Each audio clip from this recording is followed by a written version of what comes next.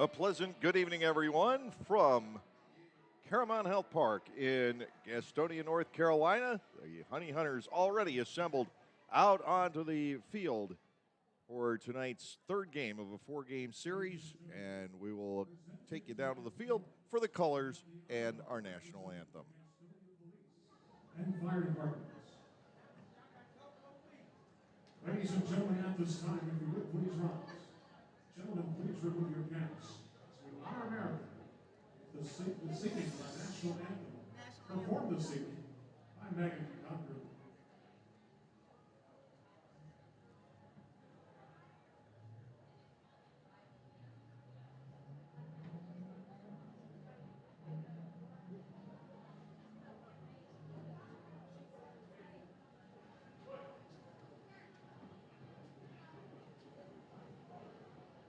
Oh, say can you see by the dawn's early light what so proudly we hailed at the twilight's last gleaming, whose broad stripes and bright stars through the perilous fight o'er the ramparts we watched were so gallantly streaming, and the rockets regular, the bombs bursting in air, gave proof through the night that our flag was still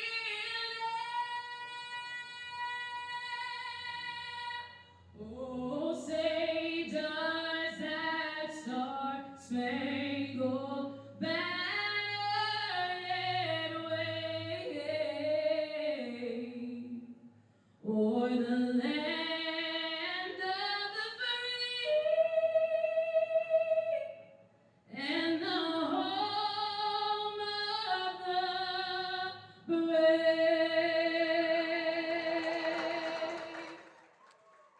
Our national anthem here this evening, and now we'll pause to allow our colors to leave the field.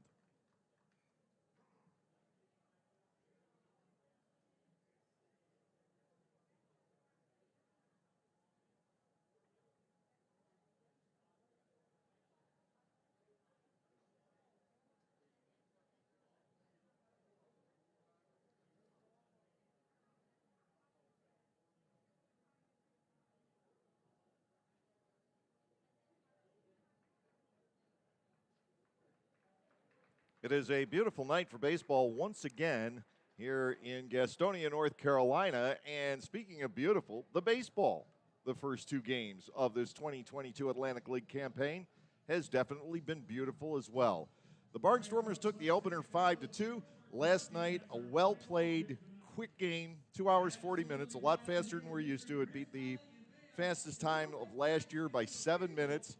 The Barnstormers ended up losing thanks to a rare and somewhat bizarre triple play turned against Lancaster in the top half of the eighth inning when the club was rallying. The final score last night, 4-3 in favor of the Gastonia Honey Hunters, but we've seen a little of everything. We've seen long home runs, we've seen stolen bases, we've seen some exceptional defense from both sides, we've seen very good pitching in the first two games of this series. Augie Silk will get the start for the Barnstormers tonight in a matchup of left-handers, 5-7 for Silk with the Barnstormers a year ago. His mound opponent is another left-hander, Jerry Keel, who was in the Padres organization a year ago and went 4-8 between AA San Antonio, AAA El Paso. Very quickly, we'll get to the lineups as Keel tunes up. For the Barnstormers, Melvin Mercedes leading off at second base. The shortstop batting number 2 is Trace Lair. Anderson Felice is in left field batting third. The cleanup hitter is the first baseman, Colton Shaver. Kelly Dugan will get the start tonight as the designated hitter. It's his first action of the season. The right fielder is Mark Zagunas. He is batting sixth. Andretti Cordero at third base batting seventh. Anthony Peroni catching and hitting eighth. Devon Torrance is the center fielder batting ninth with Silk on the hill. And for Gastonia tonight, Johnny Davis leading off in center. Jack Reinheimer is the shortstop, batting number 2. Joseph Rosa hitting third, playing second base. The cleanup hitter will be the left fielder, Zach Jarrett. Jake Skoll is batting 5th in right. Stuart Levy is catching, hitting 6th. Luis Roman, the third baseman, will bat 7th. The first baseman hitting 8th is Alex Holderbach, and Hermindo Escobar will bat 9th. He will be the designated hitter. Again, lovely night. Temperatures got into the low 80s. It is very dry and pleasant here in Gastonia. Jerry Keel ready for his first pitch. And to Melvin Mercedes, it is inside for a ball, 1-0. Keel last year was 4-8, 6.30 ERA in the Padres organization. 127 hits allowed, 95 2/3 innings. And the delivery catches the outside corners is Nick Sempert, the home plate umpire tonight. And the count is even at 1 ball and 1 strike. If Keel looks big to you, well, he is. He's a 28-year-old from Palmdale, California, stands 6'6", and goes 240 pounds. The 1-1 offering, topper toward third. Backing up on it is Roman. He'll peg it across the diamond. Mercedes is retired. We have 1 out in the top half of the first inning. The Barnstormers haven't been able to get the offense untracked very much in the early innings in this series. The opening night game saw the Barnstormers' first 6 batters retired. Last night, the first 5 struck out. The offenses come later. Trace Lair, the shortstop, will step in. He's the man who hit into the triple play last night with a foul fly ball down the left field line. Reese Hampton, the left fielder, overall made a very fine play on it. A called strike, and 0-1 is the count on Lair. The Barnstormers have not drawn many walks, but I think that's more attributable to the Gastonia pitching staff than Barnstormers' impatience. Lair goes after the delivery. It's popped up toward third. Fading back on this is Roman to the outfield grass. He makes the catch, 2 up and 2 down. And Anderson Felice, who's moved to the outfield tonight, is stepping in with the bases empty. The Barnstormers without the services of Ladarius Clark for the remainder of the weekend. He had a death in the family and is, I believe, headed home to Mississippi, but he is certainly headed out of town. He'll be back with the club, I am told, on Tuesday. Here is Felice, 2 out of 8, with a double on the young season. Defense fanned out against Anderson. Keel into the motion, and to Felice. It is a strike on the outside corner. It's 0-1. Colton Shaver, the first baseman, waits on deck. The Barnstormers have had a little trouble so far on the season batting against the lefties. They didn't do terribly well against John Anderson the other night as far as the number of base hits anyway. They did score 4 runs off John, but only 1 earned on 2 hits in 4 innings. And overall against lefties, the club batting just 160, 279 against the right-handers. 160 coming into tonight and already 0 for 2 here. To Felice, ground ball, third baseman Roman. He's handled everything. And it's a 1-2-3 inning. Cleanly through it is Jerry Keel. Nothing across for the Lancaster Barnstormers in the top half of the first inning. And we'll go to the bottom of the first, and Augie Silk making his season debut. We'll be back in just a moment here on Lancaster Barnstormers Baseball. For the youth of our area, the Barnstormers are offering a wide variety of camps throughout the summer to teach everyone some tips on baseball and softball.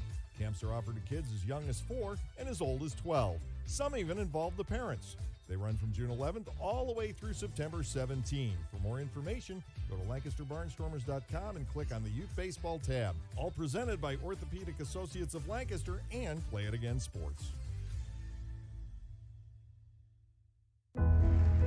Celebrate the history of our national pastime at the National Baseball Hall of Fame and Museum in Cooperstown. See priceless treasures that will bring your baseball memories to life. Connect with events that have shaped and changed the game and our country. Our stories to tell, your memories to share. Plan your family visit today at baseballhall.org. See you in Cooperstown, where the journey becomes legend.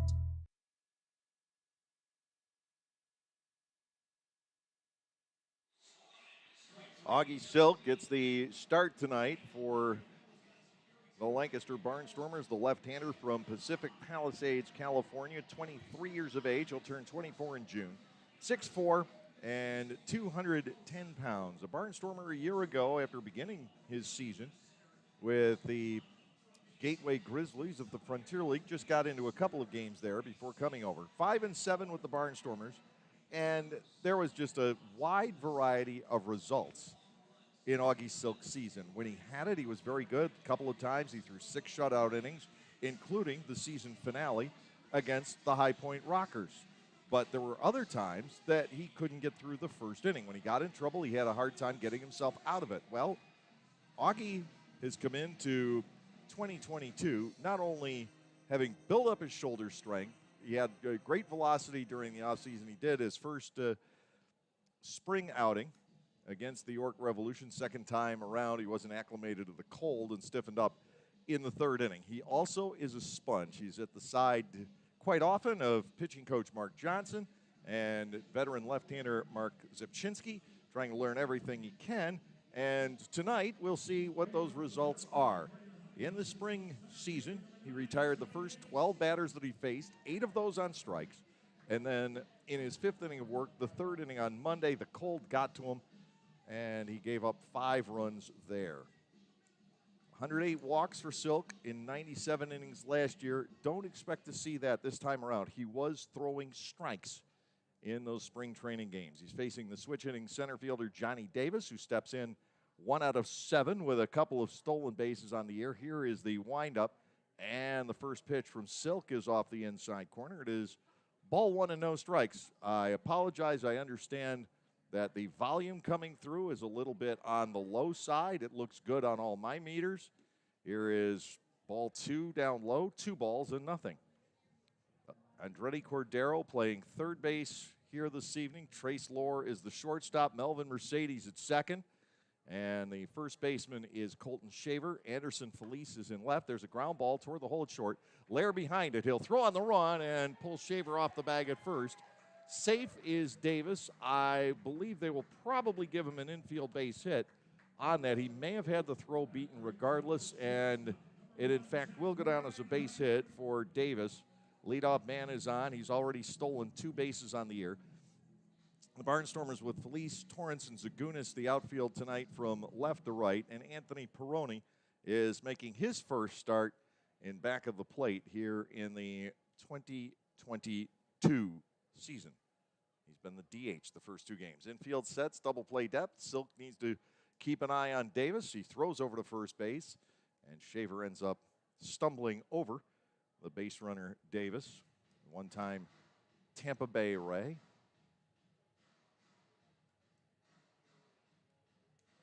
The team that has scored first has won both games of this series. Not that you'll see that exclusively, inside and low. And to Jack Reinheimer, the shortstop, ball 1 and no strikes. Reinheimer, 2 for 6 in the series. He was not retired at all on Thursday night. He was 2 for 2, a couple of walks. He was hit by pitch. Then last night, 0 for 4. Infield fanned out. Silk glaring over toward first, looks to the plate, and now time is called. He took too long for Reinheimer's liking, and that's all part of the game. And it's one that you really can't take away. If you try to speed up the game there, it gives an inordinate advantage to the base runner. Silk's pitch inside, and he's fallen behind to Reinheimer, 2 balls and nothing. Joseph Rosa, the second baseman, is scheduled to bat next. Barnstormers and Honey Hunters underway. It was a 4-run third inning that got the Barnstormers started on Thursday night, and then a 2-run second last night for Gastonia. Fastball is up, it's ball 3. And it's going to be interesting to see if this type of inning continues, how quickly Mark Johnson will get out to the mound. They're trying to get Augie, and Ross said this repeatedly last year, to just slow things down. Take a deep breath. He's got the ability. There is a fastball for a strike. It is 3-1.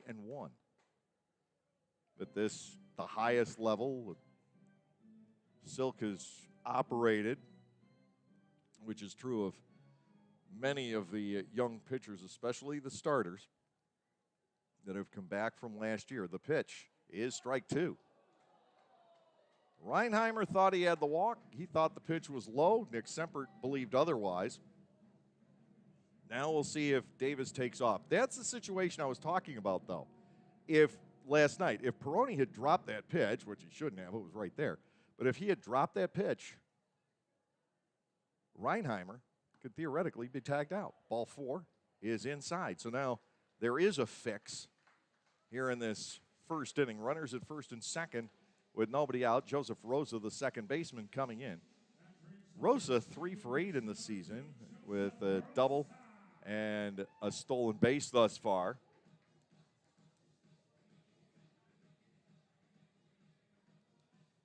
Two runners on with nobody out. Could we have back-to-back nights with triple plays? Well, that would be fascinating. In franchise history, the Barnstormers have now hit into 3. Last night's was the first in nearly 12 years. And they have turned 2. The last one, a natural 5-4-3 triple play started by Luke Hughes. Lead runner starts, doesn't go, and Peroni will throw behind Davis, not in time. Ball 1 was outside. 1-0, Zach Jarrett, the left fielder, waits on deck.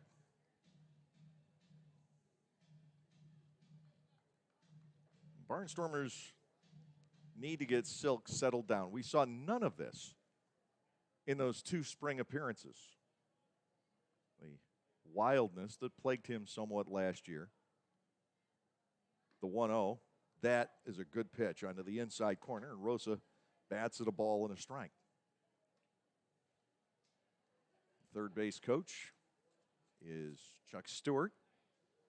And Reese Hampton, who made that great play in left field, that great throw last night, is coaching first base. Here's a 1-1, low and outside for a 2-ball and 1 strike count.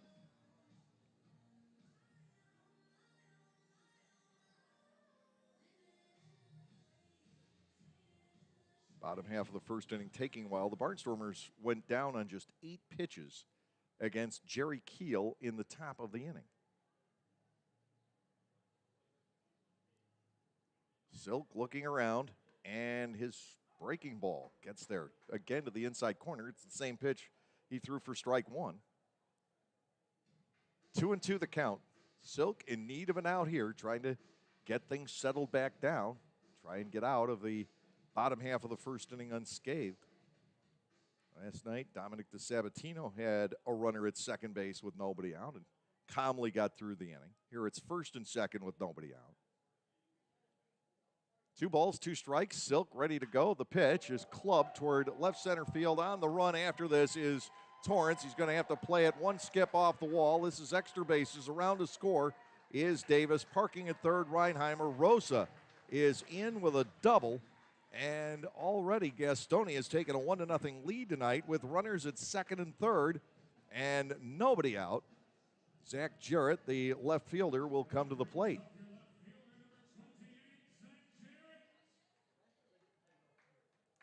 I'd be curious to see the velocity that Silk is throwing tonight. He was 91-94 in his first spring game against the York Revolution.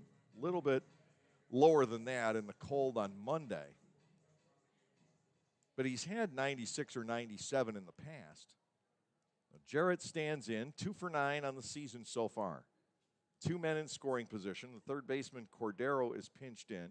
Shaver about even with the bag at first, and ball 1 sails high and outside.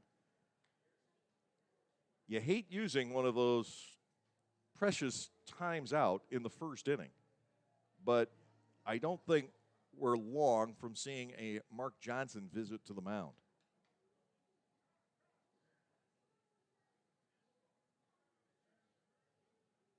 Reinheimer at third, Rosa at second, still nobody out.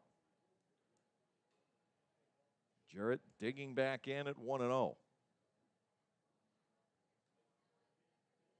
The delivery is at the knees. And the fans here in Gastonia have grumbled about a couple of the calls down there this inning. Perhaps Nick Sempert's MO is to call that lower strike. And without the automated ball strike system, that's something the hitters and the pitchers once again have to acclimate to. Human umpires each tend to have their own particular quirks from where they set up outside off Peroni's glove. But Silk gets home in a hurry to cover, and Reinheimer decides not to take the gamble.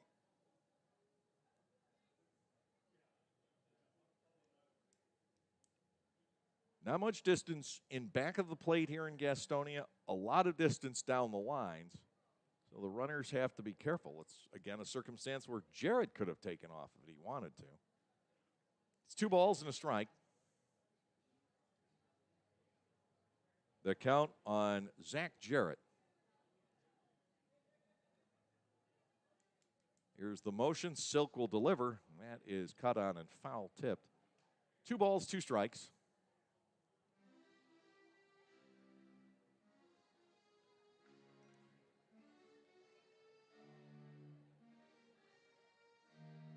An infield base hit. Got this ball rolling in the wrong direction for Silk and the Barnstormers. A walk and a double following. Here is the pitch. Ball inside and low. Now the scoreboard reads 2-2.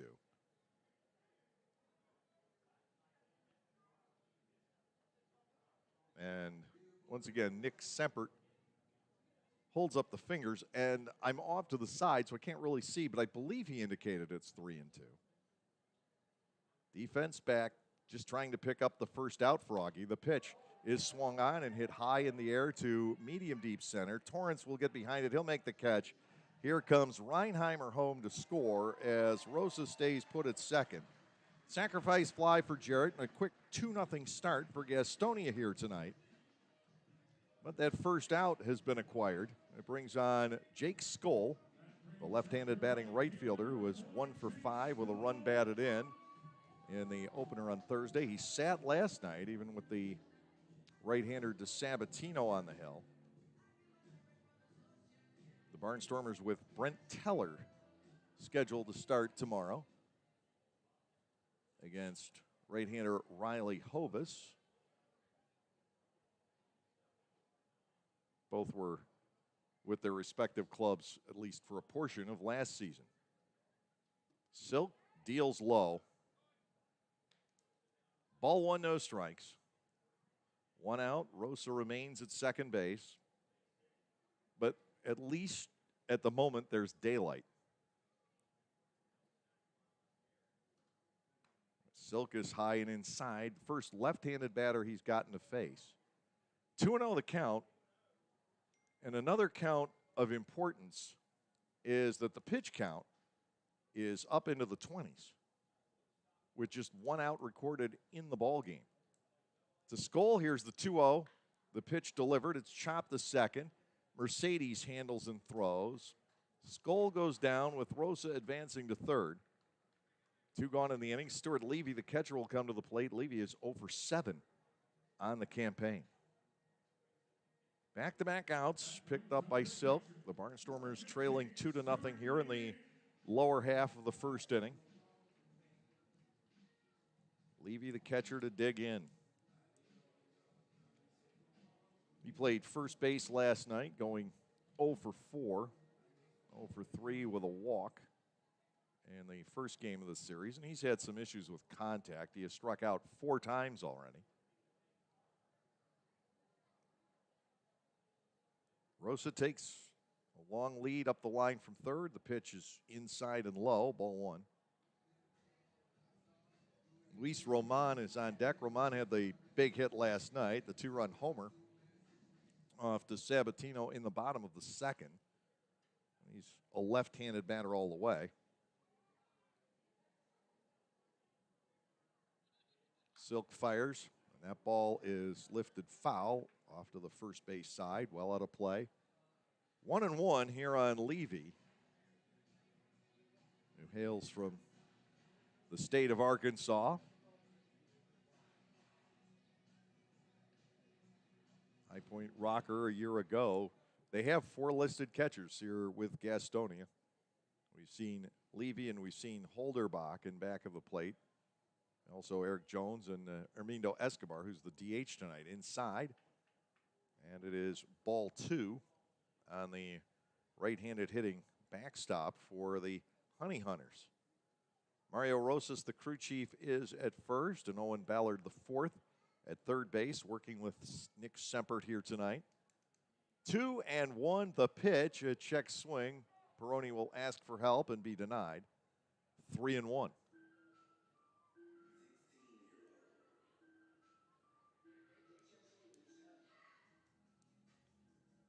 There's room to put Levy on the bases, but you want that third out of the inning. Here is the 3-1 now from Silk, and this is skied behind the second base position. Very shallow right, and Mercedes is there to corral it. Things settle down here in the first inning after a little bit of a shaky start. It is 2 runs on 2 hits with no errors, and the runner left at third base. Last 3 go down in succession, and at the end of a full inning here in Gastonia, the Honey Hunters have taken the lead by the score of 2-0.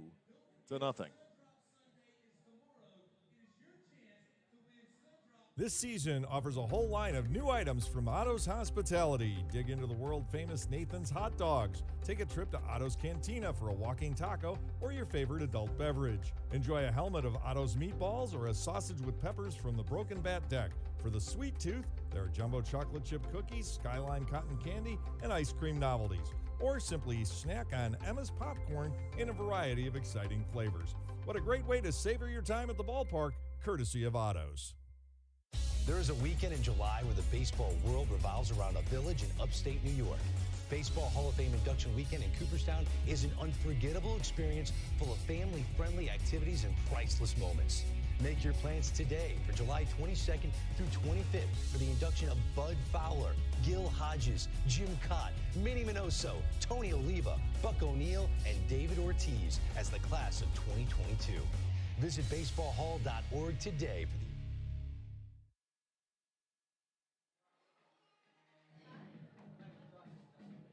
It will be Colton Shaver, Kelly Dugan, and Mark Zagunis. 4, 5, and 6 for the Barnstormers against Jerry Keel in the top half of the second inning. The Barnstormers find themselves trailing here in the early going by the 2-0 margin. First 3 Honey Hunters getting on base in the ball game with the big double to left center field by Joe Rosa, who really has been the star of the series in many ways for the Honey Hunters. He's now 4 for 9. That was his second double. He's had a stolen base along the way. Now here is Shaver.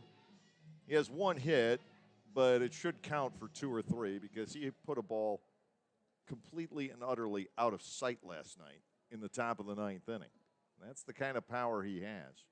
Here is the pitch from Keel, and Shaver goes the other way with a ball flared foul and out of play down the right field line.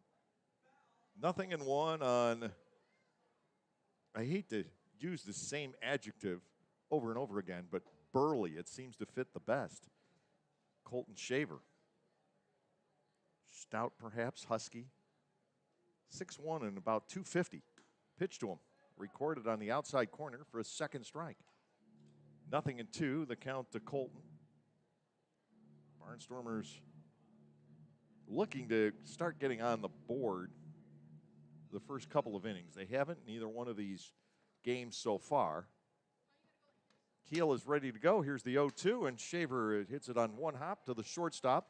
Easy play for Reinheimer across the diamond to Holderbach, and it's 4 up, 4 down for Jerry Keel, getting the Barnstormers to hit the ball, but ultimately miss-hit the ball so far tonight.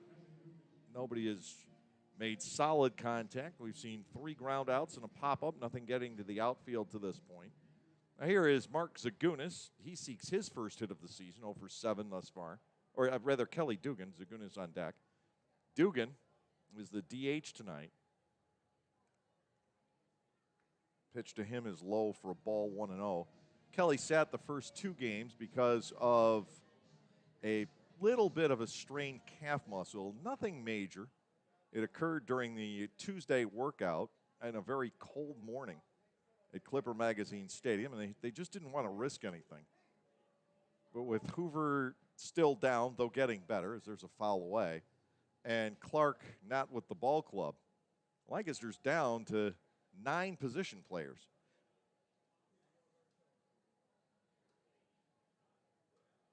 Dugan, a .326 hitter with 88 runs batted in last year's 120-game schedule. Here is the pitch, and that catches the outside corner. Keel just working the edges, and he has the Barnstormers off balance so far tonight. Not recording the strikeouts we saw from Deck McGuire, who got the first 5 last night, but Keel perhaps doing it even better, getting the Barnstormers just with these off-balance swings. There's a ball wide. 2-2, the count on Dugan. Left-handed hitter, right-handed thrower is Kelly Dugan. He's going to see more action in the outfield, at least at the outset of this season, than he did last year when he primarily played first. 2-2. Keel to the plate. Dugan with a ground ball toward the middle, and smothering it is the shortstop Reinheimer in shallow right center, but unable to get Dugan, who, despite perhaps not being quite 100% yet, is able to motor down the line. That was a case where having a modified shift on, playing Dugan to pull, hurt the defense, because that is an easy play for the second baseman in a straight up set. Instead, the only guy who could get there was Reinheimer, but it was 5-6 steps back in the outfield by the time he got to that slow roller. So here is Zagunis, 0 for 7 on the year. The pitch, and Mark fouls it away to the right. 0-1. Barnstormers with their first hit of the night. On deck is Cordero, who shares the club lead in base hits so far with Melvin Mercedes, each with 3. Dugan leads off first. He stole 5 bases last year. Don't expect it here. Keel to the plate, and his breaking ball dances away out of the zone. Ball 1 and strike 1 on the New Jersey native Zagunis, a man who had some very solid seasons at the AAA level, along with some tastes of the big leagues. Second strike to the outer edge. Keel has those outer corners and inner corners, depending on which side of the plate the hitter is, down almost to perfection. So far in this game, he's had the hitters pretty much on their heels, now giving up an infield base hit. He's ready to go. And to Zagunis, ball 2, down below the knees, 2 balls and 2 strikes. We talk about Zagunis' success at the AAA level. He had .276 over part or all of 4 seasons at the AAA level. High average was in 19 when he batted .294. The pitch, hopper up the third baseline. That's kicking foul. And Zagunis will head back to see another 2-ball and 2-strike offering. He also draws his fair share of walks, and that can contribute to any ball club at any time. He averages about 3 walks every 5 games or so in his career. He has drawn 70 or more walks in a season 3 different times in his career. And walks pile up. 2-2 again to Zagunis. And the pitch swung on, lined off the glove of the pitcher. Diving stop made by Reinheimer, and then his throw is high at second base. Rifled back toward the mound by Zagunis. Keel deflected it. Reinheimer was headed up the middle with the ball initially. Did a great job reversing his field. A diving stop in the hole, and almost got an out on that play, except the throw to Rosa was just a little bit too high and pulled the second baseman off the bag. Zagunis will also get an infield base hit. And here is Andretti Cordero with runners at first and second, 1 out. Cordero 3 for 8. All singles so far. He has driven in 1 run. That was in the 9th inning on Thursday. Now a swing and a fly ball right center field. manageable for Skull. He is there to make the catch. Dugan tags at second, but doesn't advance. And this inning now is left to Anthony Peroni, the catcher, who's been a tough out all spring, whether in camp or at the outset of the regular season. He is 2 for 7 officially in this series, but he has also reached on an error and a third strike wild pitch.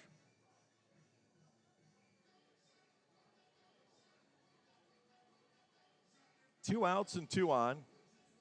Cordero just not getting enough distance to the right side. First ball, it's actually gotten to the outfielders. Reinheimer has gloved both of the infield base hits. Here's the pitch. Peroni looks at a strike on the outside corner. It's 0-1.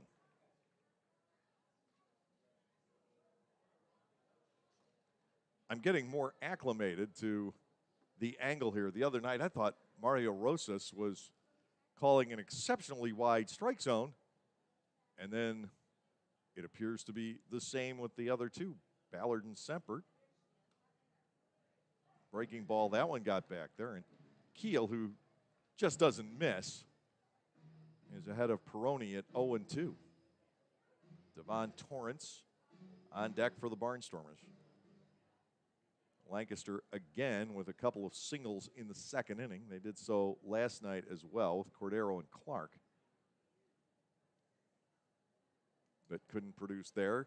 Up to Peroni here, the 0-2. Bends low, and ball one. Keel does miss, but you have the feeling that when he misses on purpose. There's intent to it. He has gotten ahead of everybody.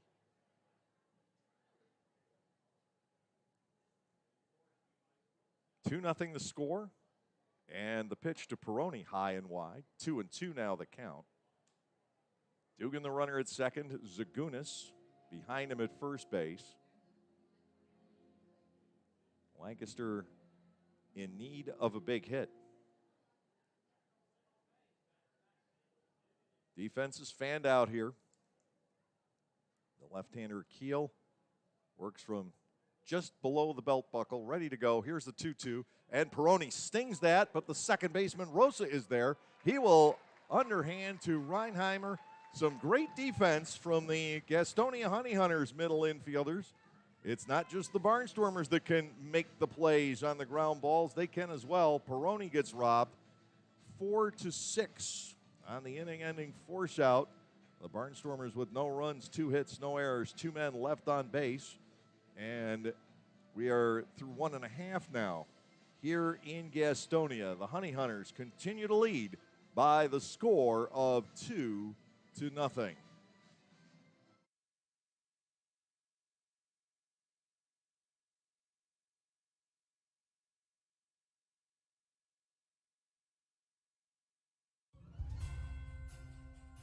Being over 55 does not mean a ticket, it means 10 with the Silver Stormers Club presented by the Lancaster Barnstormers and Audiology Associates of Lancaster.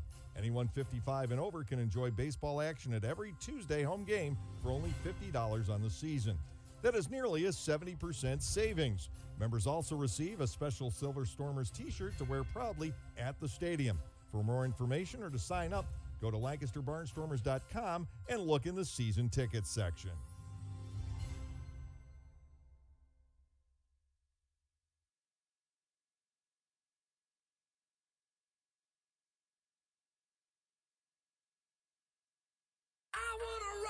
Rock with the 5-time Tony Award-nominated musical Rock of Ages at Dutch Apple Dinner Theater, April 22nd through May 14th. When a development company plans to turn the Sunset Strip into another strip mall, it's up to a group of wannabe rockers to save the day and the music. With music from Styx, Bon Jovi, Poison, and more, Rock of Ages features all your favorite 80s rock anthems and power ballads. How can you resist? Call 717-898-1900 or visit DutchApple.com to reserve your tickets today.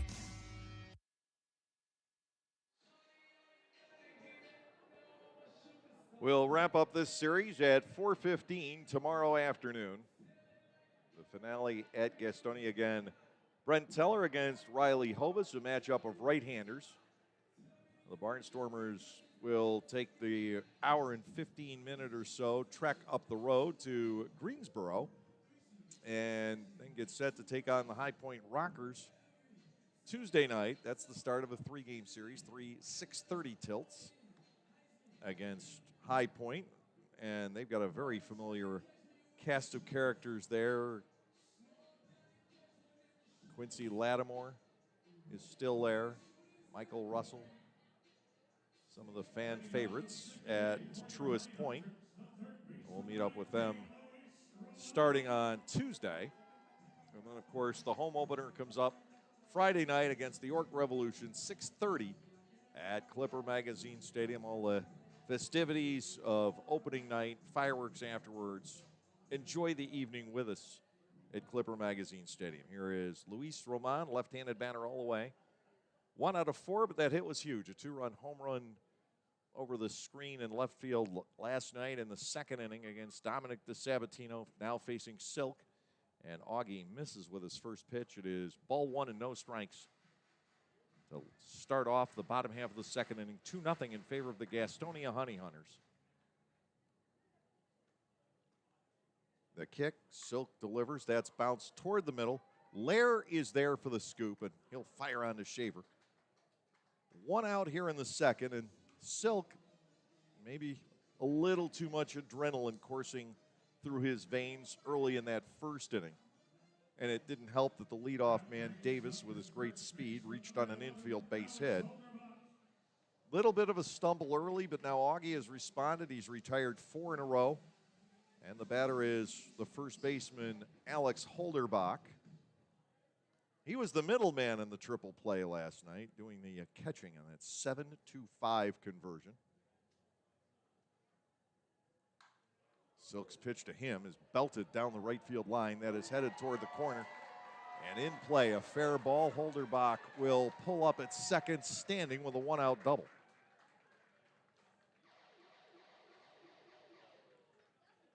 Two bases for the first baseman. Hermindo Escobar, the designated hitter, will come to the plate. Escobar was one of the frontline catchers when we first came here last year. He played the bulk of the season anyway with Gastonia. He hit .286 with 5 homers, 32 runs batted in. And now another plate appearance with a runner in scoring position for Gastonia in this game. Holderbach goes down the right field line against Silk. 1 out, runner at second base. Augie to the plate, and Escobar was unable to see apparently. And the pitch got the inside corner as Escobar was perhaps trying to get a timeout and ended up running out of the batter's box. Not quite sure what to expect or where the pitch was going. 0-1. Silk will come back and work Escobar inside and low. It's a ball and a strike. Johnny Davis, the center fielder, waits on deck. 3 hits, including 2 doubles for Gastonia so far tonight. 4 of their 8 batters have reached. That doesn't snap back. Ball 2, up and away. 2-1 the count.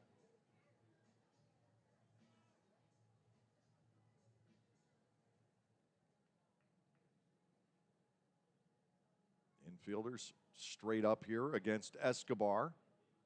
And Silk is down and in for ball 3. And it looked like his mechanics rushed on that pitch. And that is what they're trying to get him to avoid. The velocity's there. He's clocking in the 90s. But those really good mechanics that he developed during the offseason seem to have gotten away a little bit. Grounded to second. Mercedes will deal on. That's a big second out. Holderbach to third with 2 away, and Davis will step in. Barnstormers down by 2 here in the home half of the second inning. Lancaster picking up a couple of infield base hits in the top of the inning. That was as far as they could get. What's crazy about the game of baseball, the other night in the third inning, the Honey Hunters had a team defensive lapse. It cost them the game. They had 3 errors in the 1 inning. Outside of that inning, the other 19, they haven't made an error at all, and we've seen some great D from this Gastonia ball club. Fastball for a strike, 0-1 to Davis. Reached on an infield base hit, scored the first Gastonia run. Man who tripled in his first at-bat in the major leagues. There are probably more guys who have homered than tripled, as you would expect. He hit it off Jewell of the LA Angels of Anaheim, Jake Jewell. And that remains his lone big league base hit. 1-1 the count. Silk ready to go to Davis, up and away. Ball 2 and 1 strike to the center fielder. Jack Reinheimer, the shortstop, waits on deck. Reinheimer and Rosa all over the middle of the infield in the top of this inning. Here's the pitch. Swung on and missed. He took a mighty cut there on an Augie Silk fastball. 2 balls, 2 strikes. Augie an opportunity to get out of this second inning unscathed.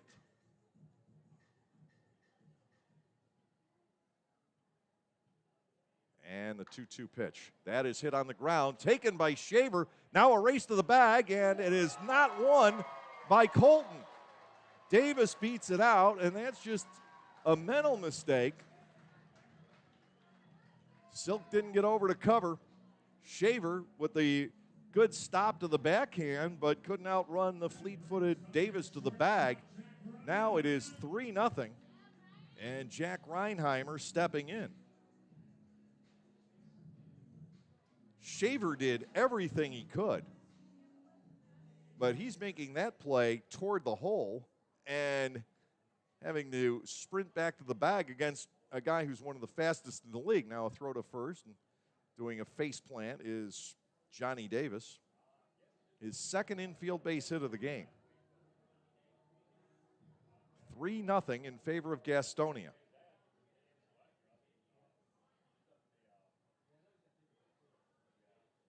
Silk will deliver and nail the outside corner. He's ahead of Reinheimer at 0-1. Wind blowing out toward left field here tonight. You would expect to see a couple of balls leave. It's very short in that direction anyway. Just inside. And it's 1 ball, 1 strike. Another Atlantic League facility with a short dimension, and the wind, prevailing wind, blows that way in the warmer weather. Just like Lancaster, just like York, just like Southern Maryland. Sugar Land was that way. Breaking ball, missing inside. Reinheimer batting at 2-1.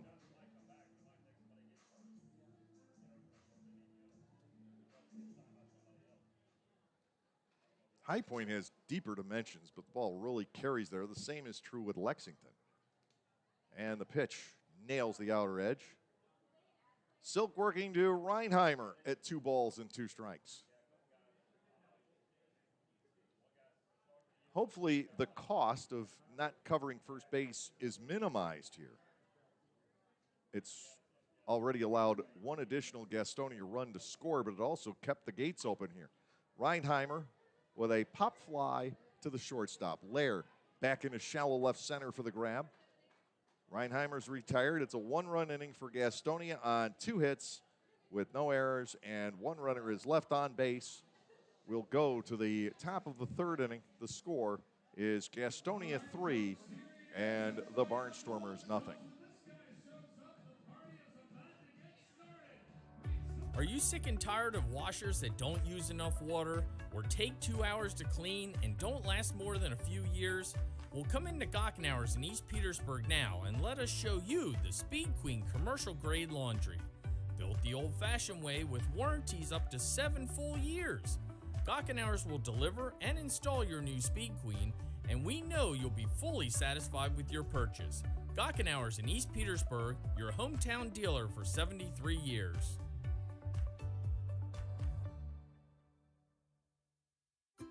At Clipper Magazine Stadium, we have hot dogs and popcorn, peanuts, soda, and nachos. But what if, say, you are only 3 months old and mom wants to have a night out and watch the Barnstormers? Well, thanks to May Grant Obstetrics and Gynecology, the littlest of Stormer fans now have a place to go for dinner during the game.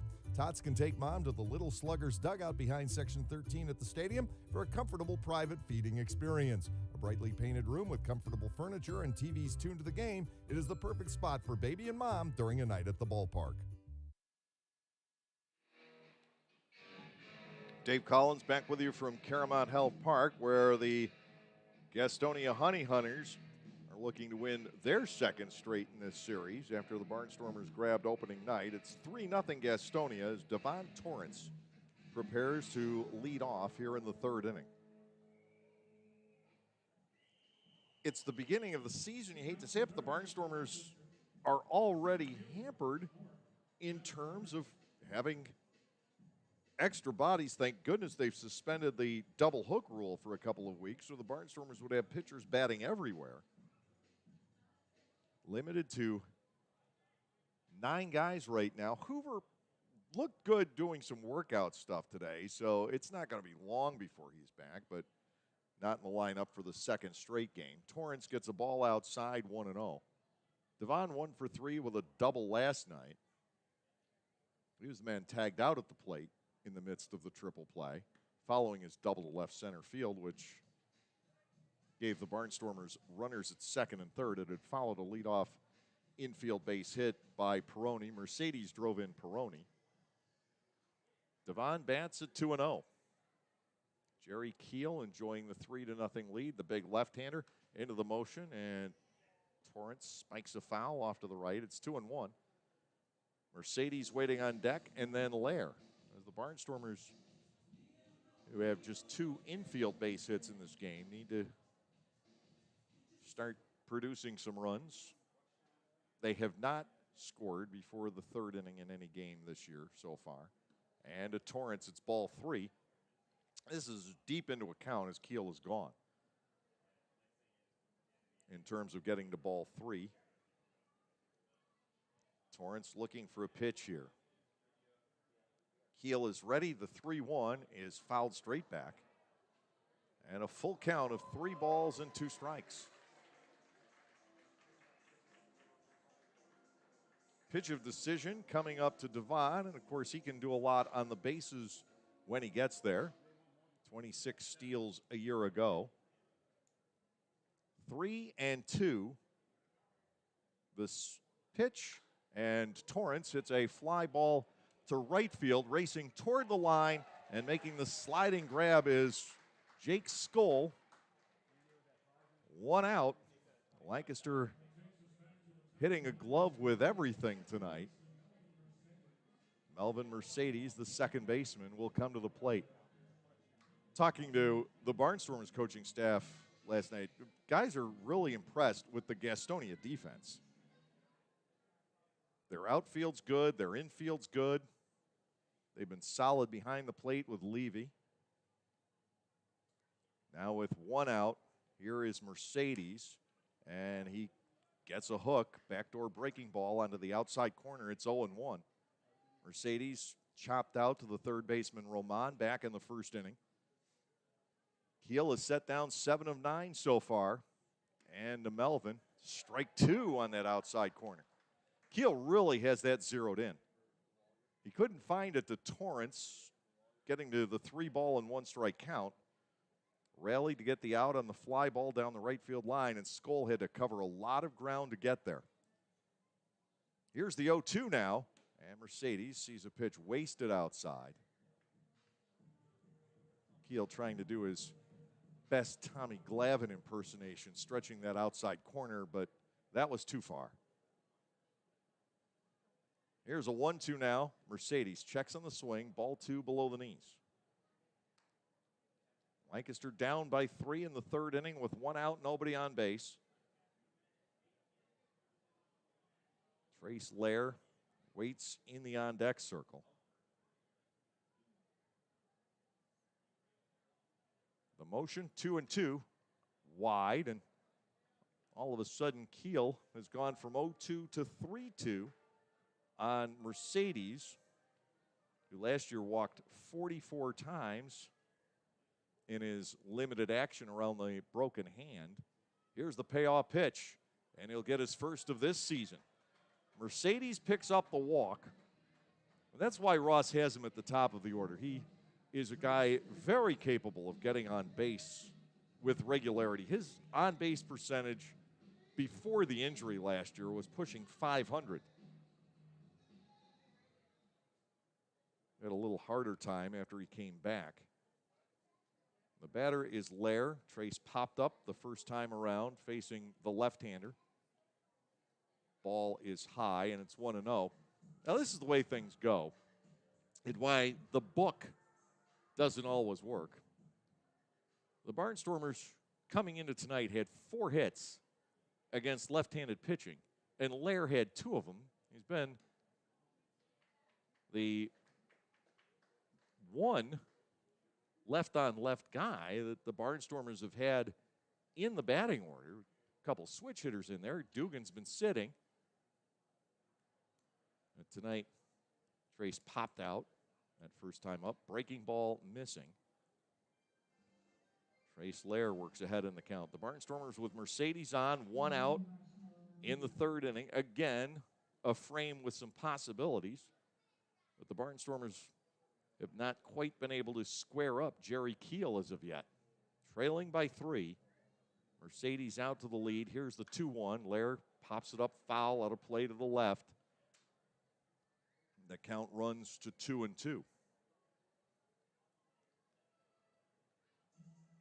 4 hits for Gastonia, 2 for the Barnstormers. Gastonia also with a pair of doubles. One of those drove in a run, the other scored one. Here's a pitch, and Lair gets ball 3. 3 consecutive full counts from Jerry Keel.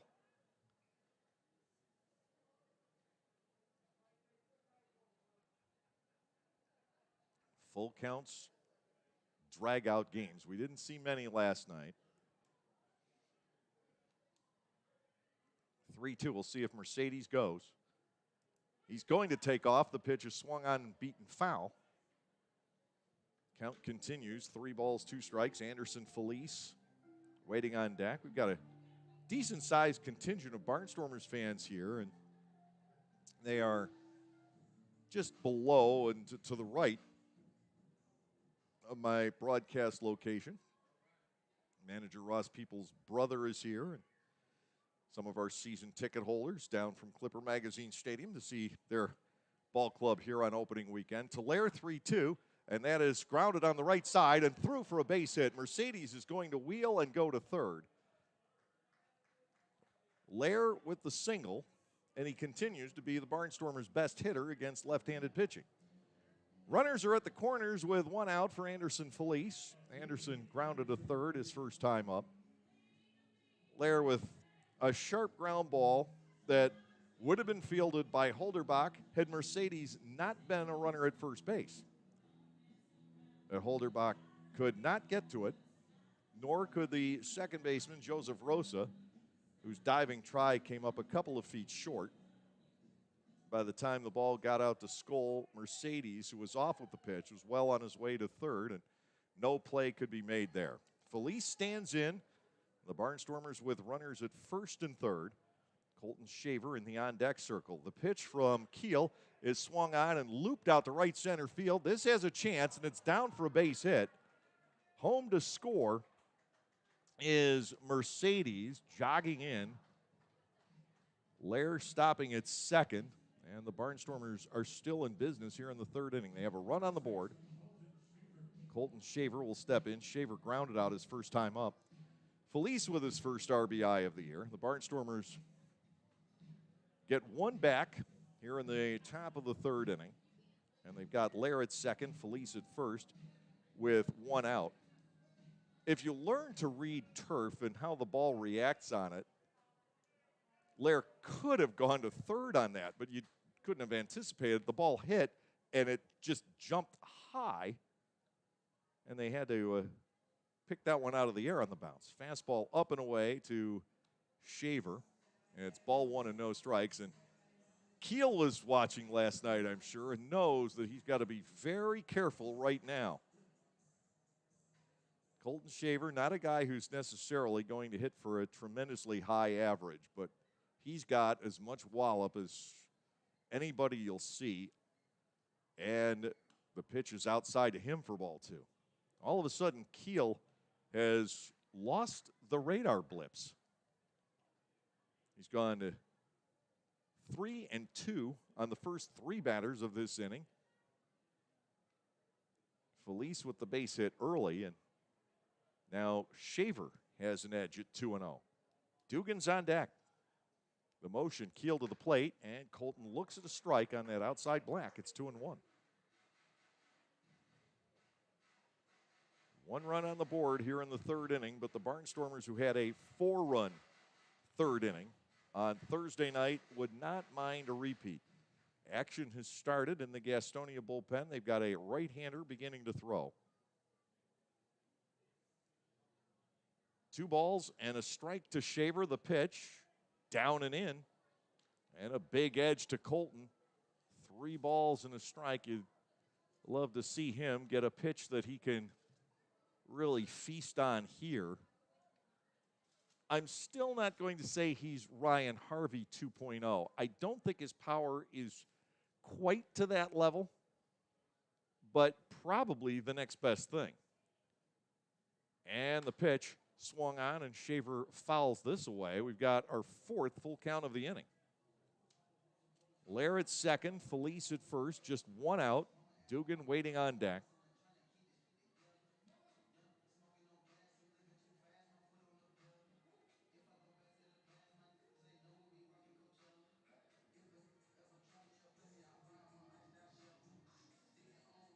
I believe that it's right-hander Sam Bordner getting ready down in the Honey Hunters bullpen.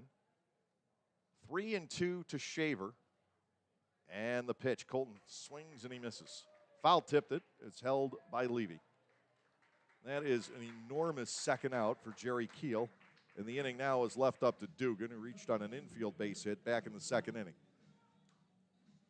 Kelly went hitless his first 3 spring games and then lit it up.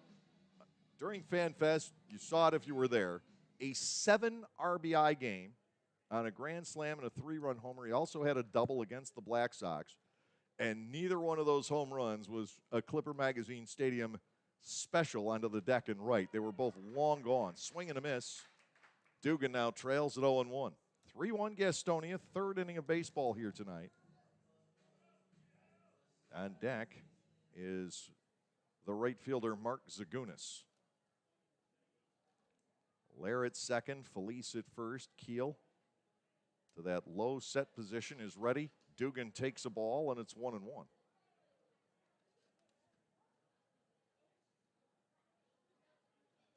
The Barnstormers still, despite the fact they have 4 hits in this game, really haven't squared anything up. 2 hits this inning, ground single through the right side, seeing eye base hit for Lair. Felice kind of a flare out into right center. Now to Dugan. Here's the 1-1. Kelly swings, and he hits this ball in the air to center. Again, didn't quite hit it solidly, and Davis is there for the out. The Barnstormers leave a couple of men on with 1 run on 2 hits, no errors, 2 left. We'll go to the bottom half of the 3rd inning. Gastonia leads, but now the score is 3-1.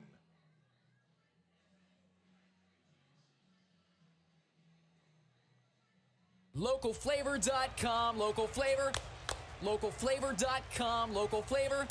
Excuse me, are you saying localflavor.com? Oh, yeah, it's where I save big bucks on all kinds of things. Home improvement projects, dining out, family fun, electronics, jewelry, clothing. I even bought my wife a fancy spa package for half price. Half price?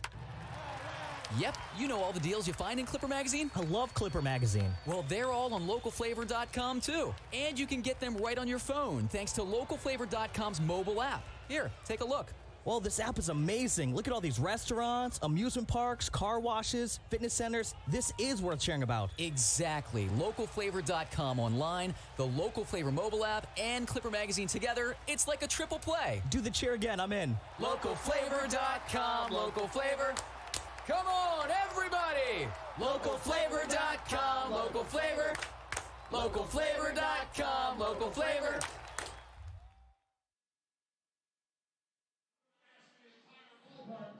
Bottom half of the third inning coming around. It's 3-1 in favor of Gastonia. The Barnstormers getting one on the board in the top half of this inning.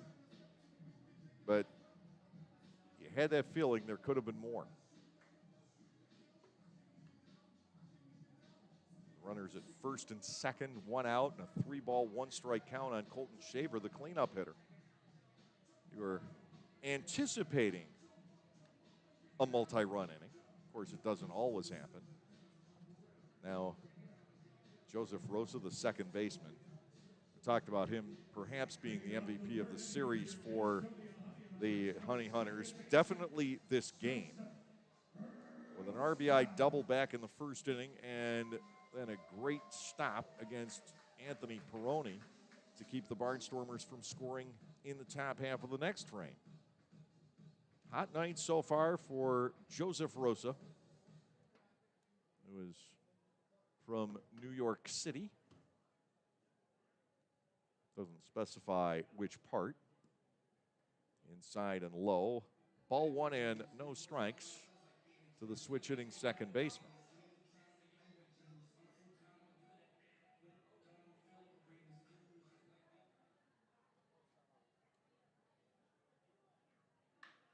Silk deals and is bounded foul. Cordero over to field it, but across the stripe.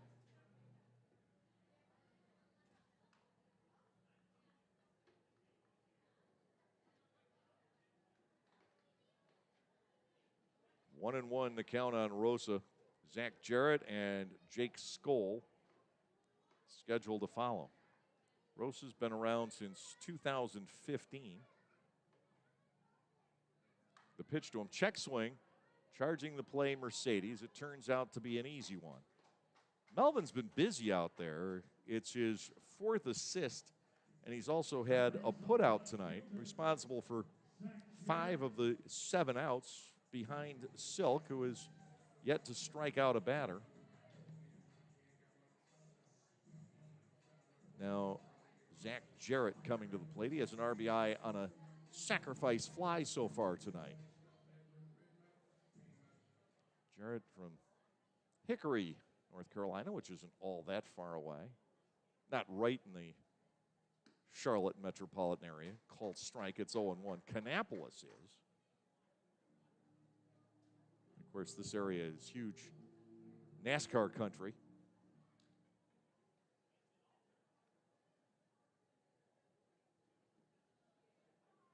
Inside and low, it scoots past Peroni. Jarrett opts not to take off. The offer's there. You know Southern Maryland's going to do it. Stan has a history. The question is, are any of the other clubs going to do it? Even with that bonus of getting a base hit if you make it. The offering, bouncer foul. 1 ball, 2 strikes. Jake Skoll waits on deck. Silk trying to pitch a shutdown inning right here and keep the Barnstormers within 2, and a little bit of momentum on the Barnstormers side. Here's a pitch, and that is fouled off. 1-2 still on Jarrett.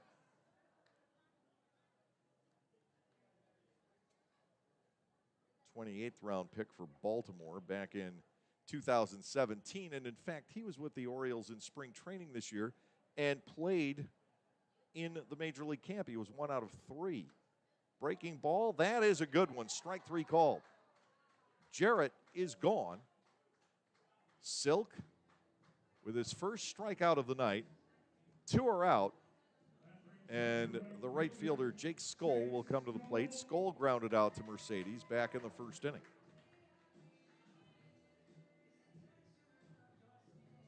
First 3 batters of the night reached against Augie. He's now retired 8 of 10. Trailing by a pair. Here's the wind by Silk, and he spins that off the outside corner. Ball 1, no strikes on Skoll, who ended up having quite a season last year. And with the Honey Hunters, big swing and a miss, and it's 1-1. Jake Skoll returning to baseball, playing for the first time since 2016. Hit .271 with 23 homers and 85 runs batted in. He also stole 30 bases. Here's a pop-up. Cordero crosses the third base bag near the coach's box, and Andretti with the catch. Things are getting better as the night goes along for Augie Silk. Nothing across here in the lower half of the third. We've completed 3. Still, it is 3-1 in favor of Gastonia. There is a weekend in July where the baseball world revolves around a village in upstate New York. Baseball Hall of Fame induction weekend in Cooperstown is an unforgettable experience full of family-friendly activities and priceless moments.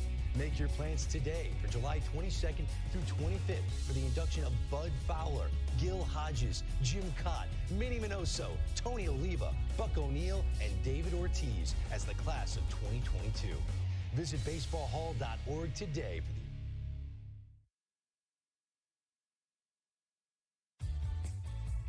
Hey kids, join the coolest club in town, the Storm Force. The Storm Force is presented by the Lancaster Barnstormers and Commonwealth Charter Academy. For only $25, kids under 12 get an entire summer of Barnstormers fun with 12 game tickets, a t-shirt and bag, the chance to go first when kids run the bases, exclusive activities, and coupons from Dutch Wonderland, Chocolate World, and more. Don't miss out on all the fun. Go to LancasterBarnstormers.com and sign up.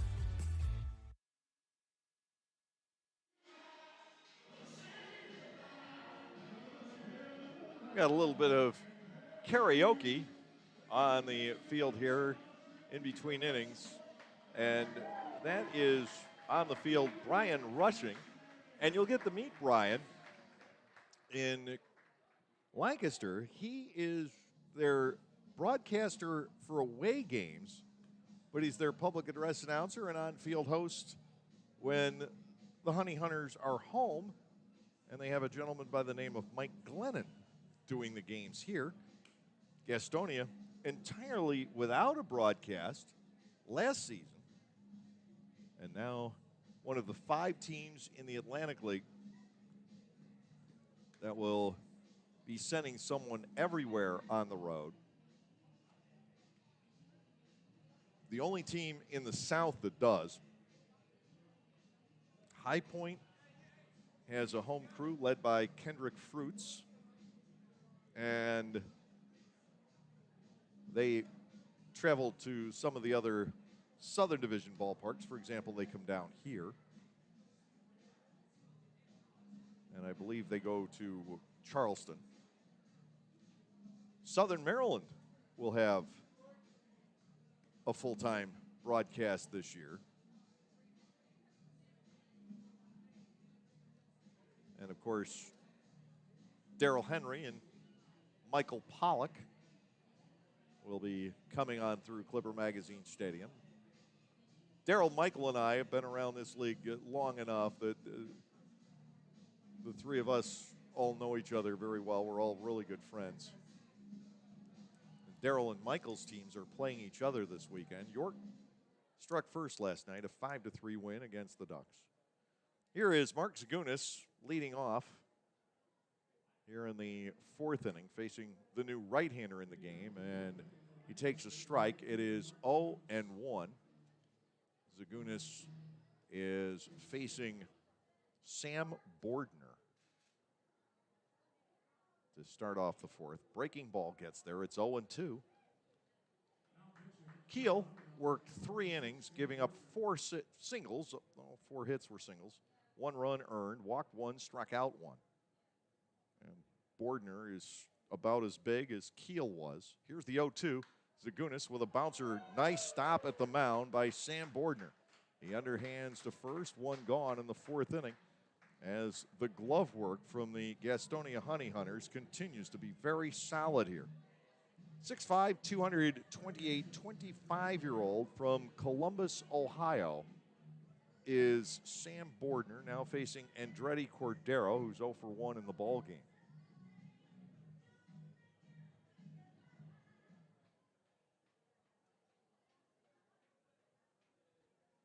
Lancaster down by 2.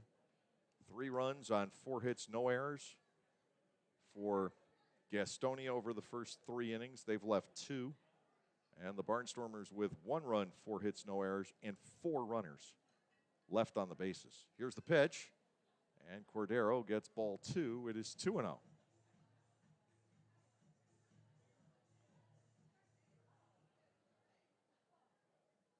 One out, nobody on in this 4th inning. Bordner to the plate. And a strike is taken on the outside corner at the knees.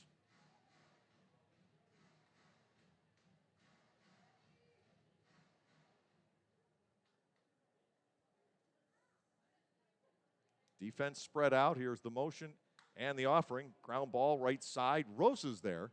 Clean pick off the rug, and Cordero is cut down. The Barnstormers now with 6 outs on the ground in this game.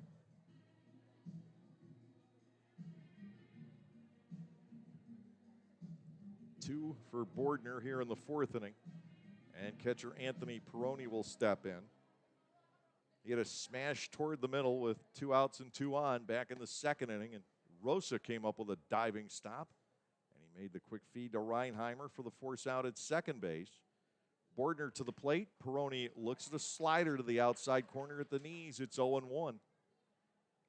Barnstormers still have drawn merely 3 walks in this entire series. And again, it's not that the Barnstormers are chasing everything. The control has been just like that from this Gastonia staff. Not sure whether this is Goose Gazzo putting this team together or Reggie Harris's coaching work early in the season, but they're just spot on with almost everything. 0-2, Peroni lays off, ball 1 high on the fastball. 2 outs, nobody on base here in the 4th inning.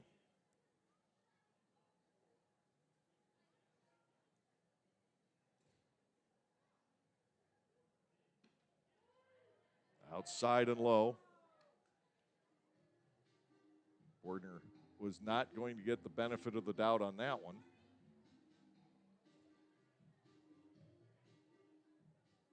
Bordner taken in the 16th round out of the University of Louisville back in 2018 by Miami.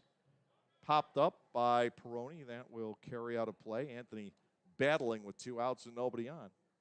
2 balls and 2 strikes.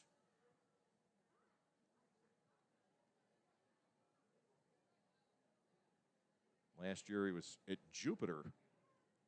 He only got into 11 games, but he had a 1.35 ERA, was 3-0. That was his first pro work. Fouled back. Peroni has been a tough out. 2 balls, 2 strikes, the continuing count with 2 outs in the inning.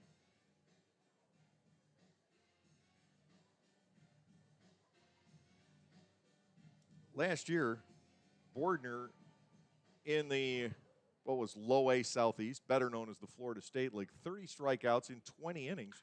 He only allowed 11 hits, chopper to third, handled by Roman. And it's a 1-2-3 inning on ground balls for Sam Bordner in the top half of the 4th. Nothing across for the Barnstormers. We're done with 3.5 here in Gastonia. The Honey Hunters continue to lead by the score of 3-1. Hi everyone, Adam Gochenauer from Gochenauer Appliances, and I'm excited to tell you about a new addition to the Gochenauers family this summer season. We are now selling Titus Gas Grills. Titus Gas Grills gives you a high quality, all stainless steel grill at an affordable price, and the best thing is you can assemble it yourself in just 5 minutes. That's right, 5 minutes. Stop by to see this great grill now and mention this ad to receive a free gas grill cover with your Titus Grill purchase.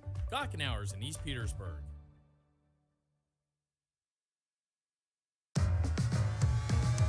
Pennsylvanians are creating their own soundtrack. Thanks to PA Lottery Scratch-Offs, excitement's back. Pennies, nickels, dimes, or quarters, no matter your choice, scratching's always in order. With big top prizes and second chance drawings, thrills await. They're out there calling. If it's excitement you seek and you're looking for action, play the PA Lottery.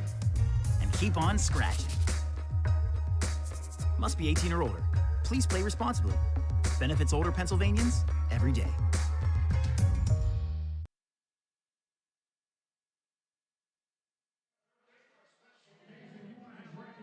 Augie Silk has thrown 57 pitches over the first 3 innings. He gets Levy, Roman, and Holderbach in the lower half of the 4th. Gastonia continuing to work with a 3-1 lead here. Keel threw 57 pitches in his 3 innings, matching Silk, and 14 for Bordner in the top half of the 4th to get the 3 groundouts from the Lancaster Barnstormers. Anthony Peroni dons the gear. Robert Rosado will return to the dugout. The Barnstormers bullpen catcher for the 2nd consecutive year.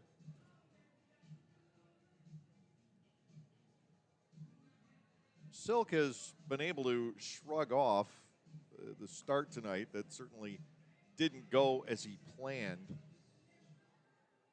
That first inning got underway in a tough way for a pitcher, an infield base hit. The Barnstormers have given up a lot of those squibber-type hits in this series.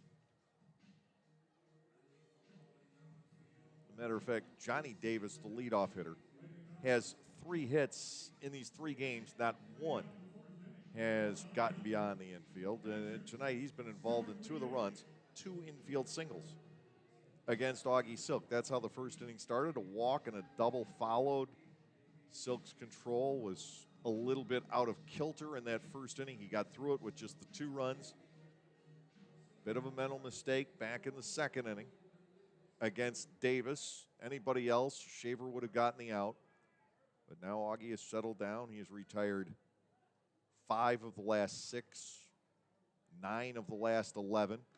And he gets a swing and a miss out of Stuart Levy. 0-1. Levy, the catcher for Gastonia, popped up to the second baseman Mercedes, closing out the 2-run first inning. Silk has settled down. Now the need for the offense to spring into action. There is a fly ball to right. Mark Zagunis tracking over on it toward the line, but not really near it. He makes the catch. It's 1 out. The outs continue for Silk. Luis Roman, the third baseman, checks in. He grounded out the first time up.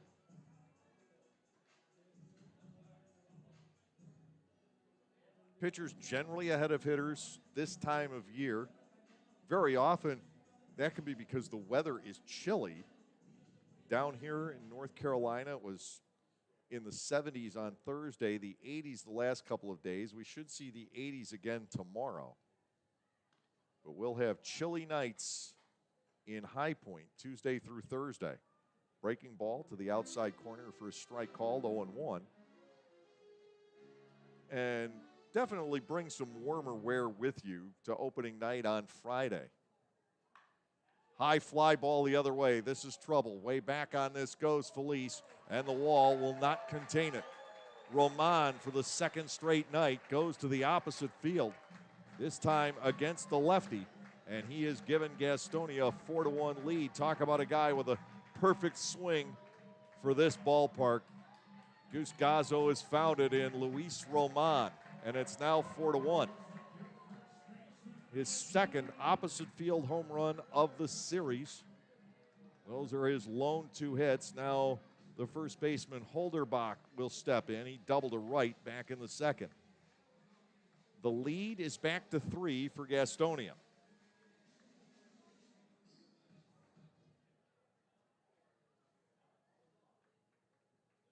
The Barnstormers have a ways back now in this one, and that ball is lined but right at Melvin.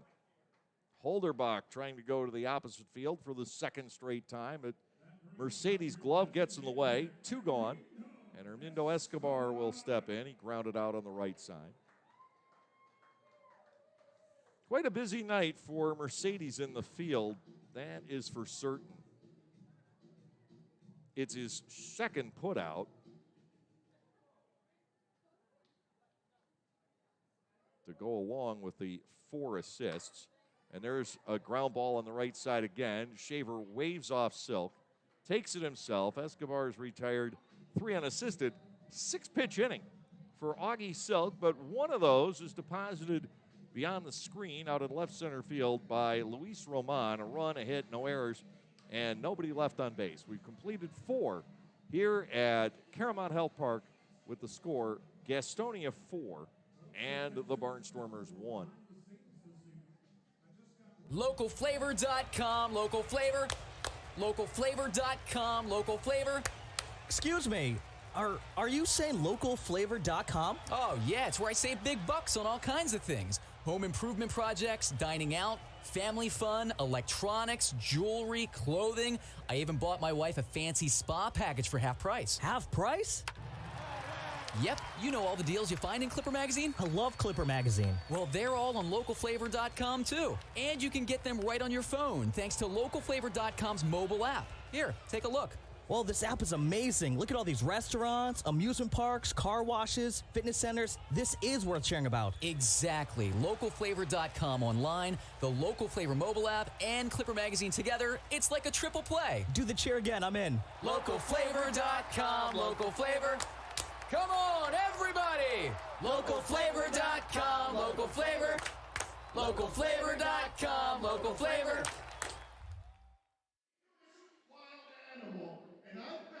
4-1 as we go to the top of the 5th inning. The Barnstormers on the short end. They're facing right-handed reliever Sam Bordner. Keel out after 3 innings, which is interesting because he has a career history of durability.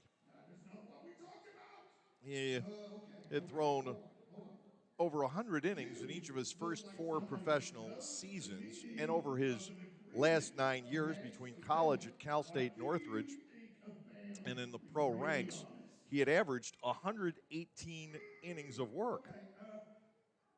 But tonight, gets pulled after 3. Bordner comes in, gets 3 straight groundouts, and here's Devon Torrance batting left-handed.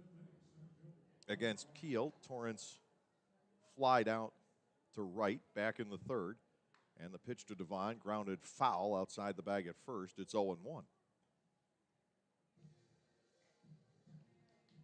The Barnstormers still really haven't hit anything terribly well in this game. They have the 4 hits, all singles.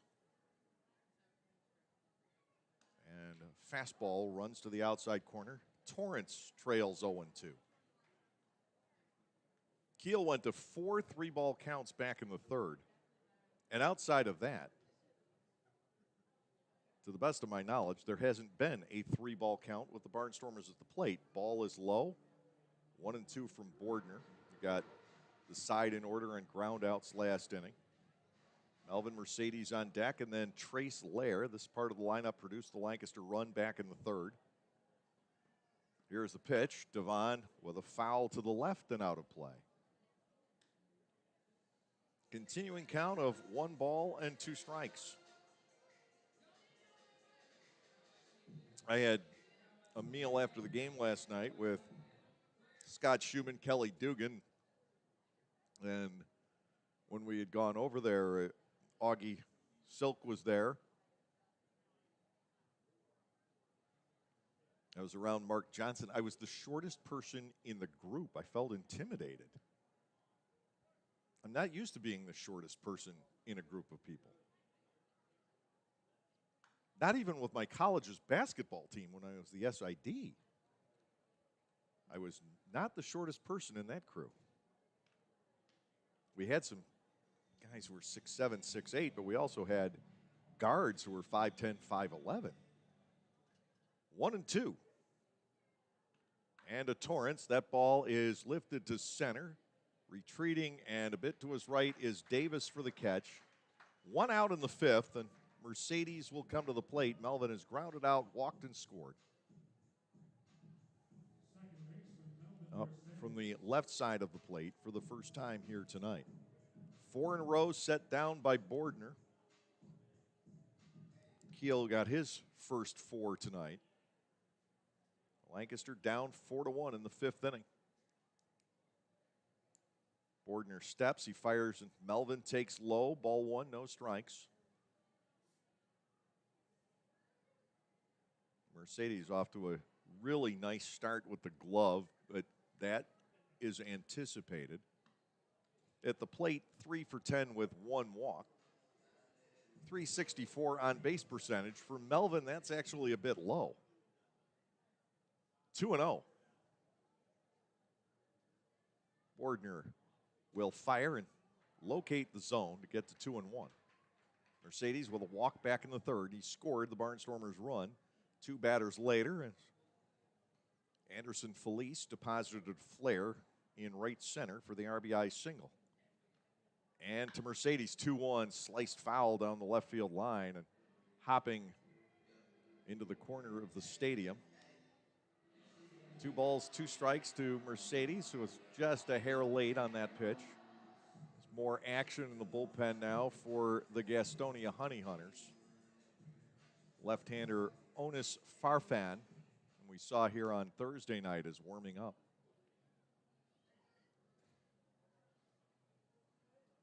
Here's a 2-2, breaking ball. Mercedes started on the swing. I believe he held in time. He did. They appealed to Owen Ballard IV, and Ballard turned that down. We have a full count to Melvin. 3 balls, 2 strikes. Mercedes is working it. Second plate appearance in a row. Mercedes has gone to full. 3-2. Here's the payoff. He spoils it.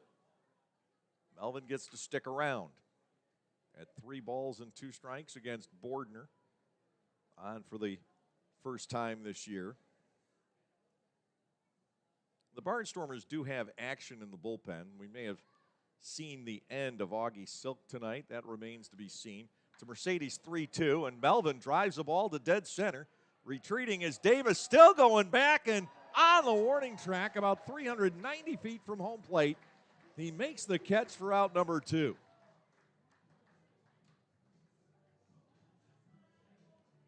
Melvin hit that to the fat part of the ballpark. Otherwise, he has a home run in Gastonia for the 2nd year in a row. It goes virtually any other direction, and Mercedes has given the Barnstormers their 2nd run. Melvin has added a little bit of strength, I think, during the offseason. You're probably going to see more than the couple of home runs you see each of the first 2 years. Now Lair pounds a foul down the right field side. It is 0-1. Mercedes, 8 career home runs. Never been known as a power hitter.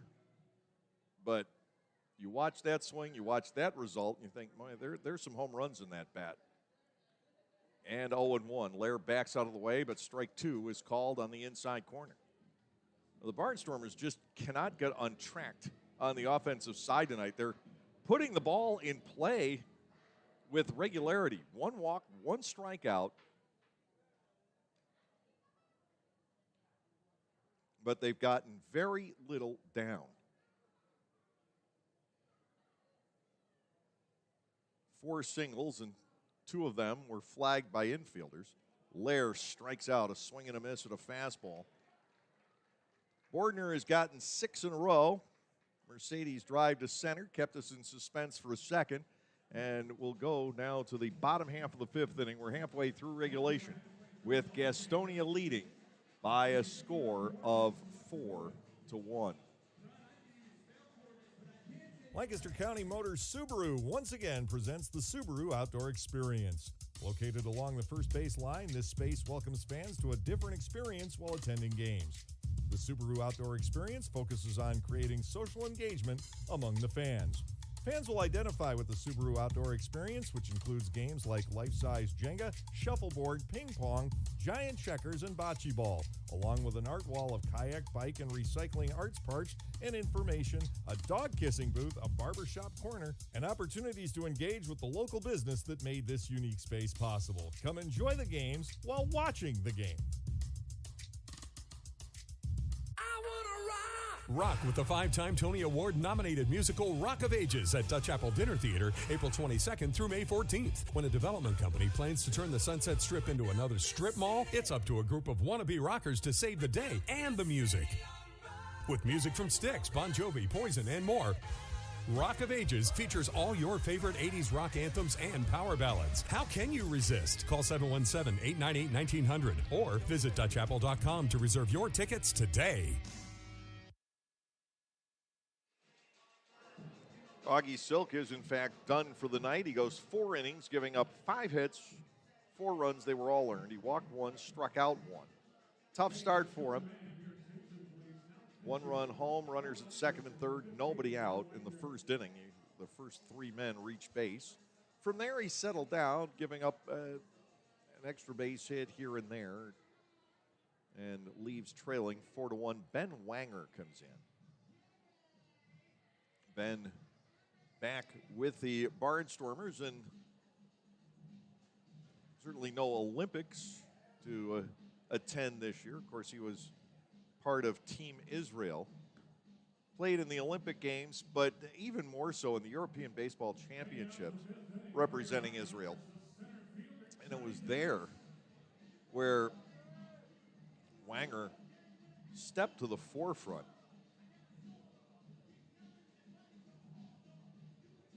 He hit .364 in the European Championships and also had a 2.13 ERA as a two-way player. He's facing the switch-hitting Johnny Davis, 2 for 2 tonight, a run scored and a run batted in. Wanger from Newton, Massachusetts, delivers high. It is a ball, 1-0. The bullpen has been magnificent for the Barnstormers so far. Wanger seeing his first action. 6'3", 220-pounder, just turned 25. Gets a tamper foul from Davis. 1 ball and 1 strike.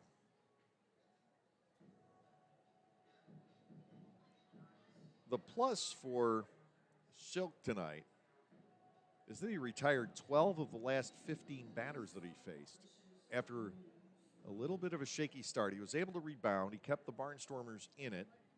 Now Wanger very high and inside to Davis. 2 balls and a strike.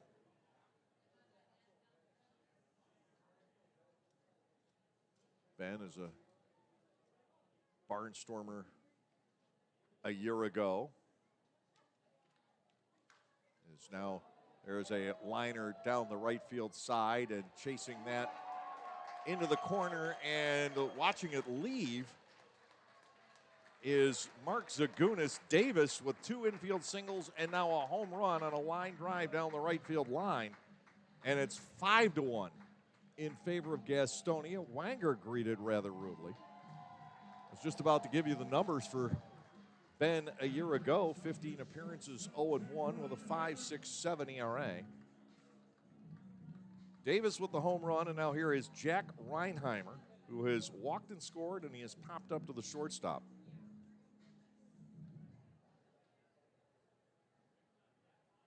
West Virginia leading Staten Island tonight, 2-0.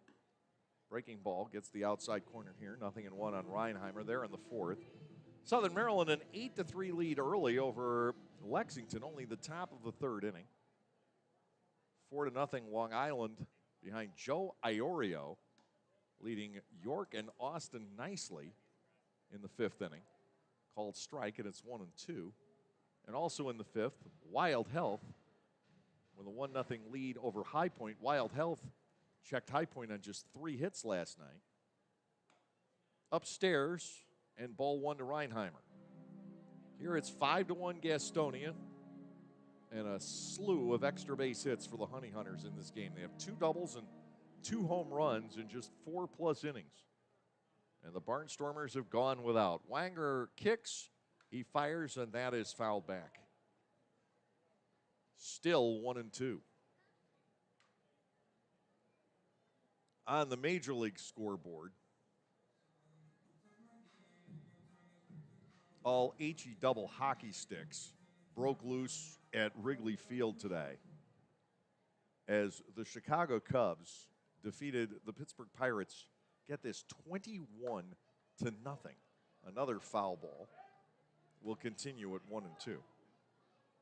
21-0, and that wasn't the only lopsided shutout. It was the worst. But the Detroit Tigers in the first game of the doubleheader defeated Colorado 13-0. 21-0. Oh, that's ugly. Pirates spend the night licking their wounds after that one. Fastball a little bit outside. It is 2-2 here on Reinheimer. San Francisco beat Washington earlier, 5-2. Yankees tripped up the Guardians at the end, 5-4. Colorado leads the second game of that doubleheader, 3-0. Swung on and missed. Down goes Reinheimer. Wanger chalks up a K. And the batter will be Joseph Rosa, the second baseman, 1 for 2 with a double and a run batted in. Minnesota pounded the White Sox 9-2. Milwaukee beat the Phils 5-3. Texas 2, Oakland 0 a final. St. Louis over Cincinnati 5-0. Toronto 3-2 over Houston. So that's 1, 2, 3, 4 shutouts in the major leagues today. Rosa batting left-handed against Wanger. The kick and the pitch moves the hitter back. Ball one inside, 1-0. Boston and Tampa Bay are scoreless in the top half of the sixth inning tonight. Miami and Atlanta knotted at 1 in the top of the second. The Mets and Arizona Diamondbacks just underway in the desert. Wanger's pitch beaten foul. Rosa is even with him at 1 ball and 1 strike. Dodgers are at San Diego. They're coming up in a little while. Baltimore at the Angels with Noah Syndergaard, 2-0 for LA. Kansas City and Seattle later. 1 ball, 1 strike. Wanger getting the signal. Cordero well off the line at third against Rosa. And too much time has elapsed in the mind of Joseph Rosa, and he will back away. 5-1 Gastonia, bottom half of the 5th inning. There hasn't been a big crooked number for the Honey Hunters, but the Barnstormers really haven't been able to get through an inning. Beautiful breaking ball. Wanger emerges ahead at 1 ball and 2 strikes.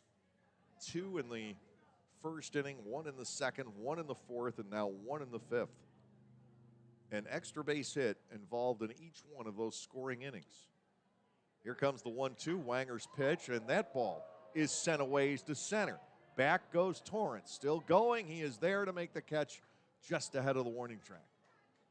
Rosa with a long out, and now Zach Jarrett to the plate, 0 for 1 with a sac fly and a run batted in. 6 hits for Gastonia. The Barnstormers have 4. All the Barnstormers' hits are singles.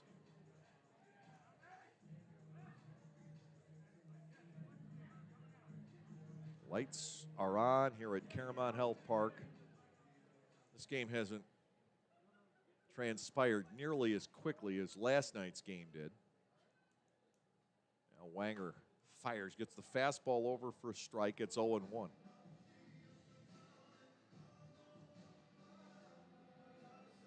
Johnny Davis having himself a night, 3 for 3 with 2 runs scored and 2 runs batted in.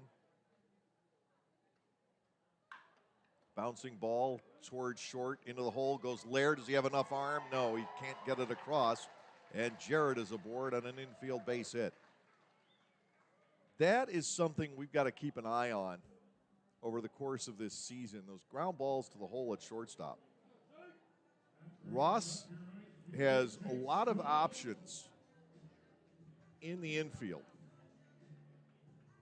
But ultimately, I think the way he aligns the infield is going to be based on who can make that throw.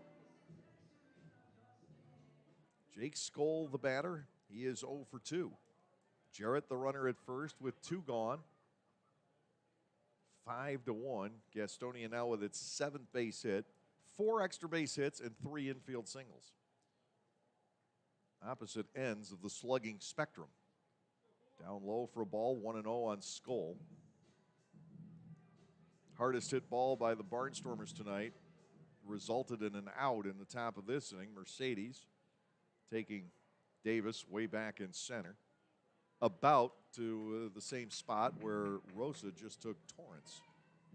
2-0 now on Jake Skull. He's grounded a second and fouled a third.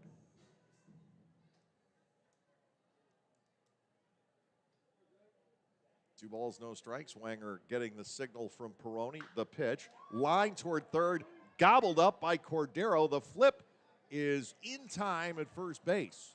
Well, we had heard Andretti brought a glove with him, and indeed that is the case. Nice play by the third baseman of the Barnstormers. 1 run, 2 hits, no errors, 1 man left on base.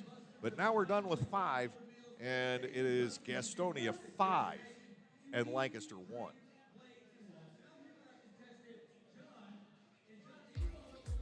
For the youth of our area, the Barnstormers are offering a wide variety of camps throughout the summer to teach everyone some tips on baseball and softball.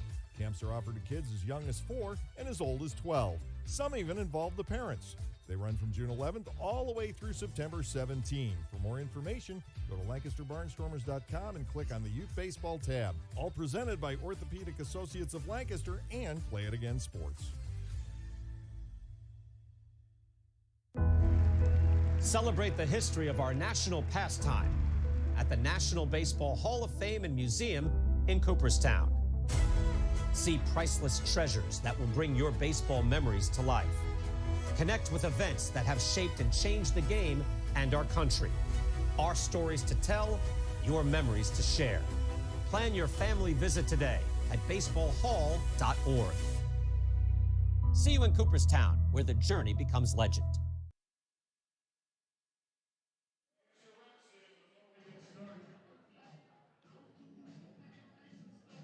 Onis Farfan will make his second appearance of this weekend series. We saw Farfan for 2/3 of an inning. He faced the required 3 batters here on Thursday night. Struck out Mercedes, gave up a double to Lair, and then the lefty retired Anderson Fleece on a fly out to center. Farfan will be seeing Felice, Shaver, and Dugan here in the top half of the 6th inning, and the Barnstormers are staring at now their biggest deficit of the weekend, trailing by 4 as we go into the top half of the 6th. Barnstormers, the last couple of nights, haven't been able to find an efficient way to score, and in fact, outside of the 4-run inning, the 4-run 3rd inning on Thursday night, in which 2 errors contributed, Lancaster has crossed the plate only 5 times in this series and never more than 1 run in an inning. Now they've got to put together a push now, down by 4 with 4 innings to go. Farfan from St. Paul, Minnesota is set to go. Anderson Felice will face him. Felice with an RBI single back in the 3rd inning.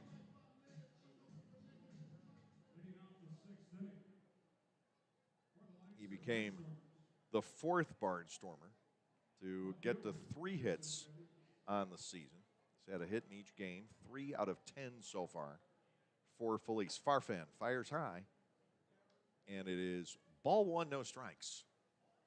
Sam Bordner worked 2. He retired all 6 batters that he faced, striking out Lair for the final of those 6 outs. And it's high again. Felice works ahead in the count. 2 balls and no strikes. The Barnstormers would love to be able to put some pressure on Gastonia here in the 3rd game of this 4-game weekend series. Tomorrow, 4:15. We'll be with you at 4:10. Swing and a miss. And now a 2-ball and 1 strike count.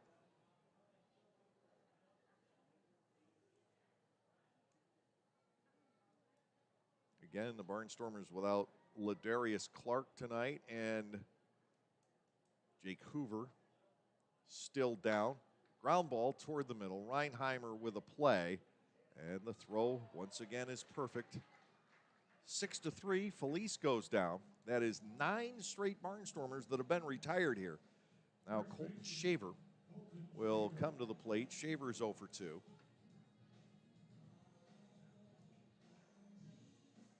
You want to come home from this opening road trip over 500.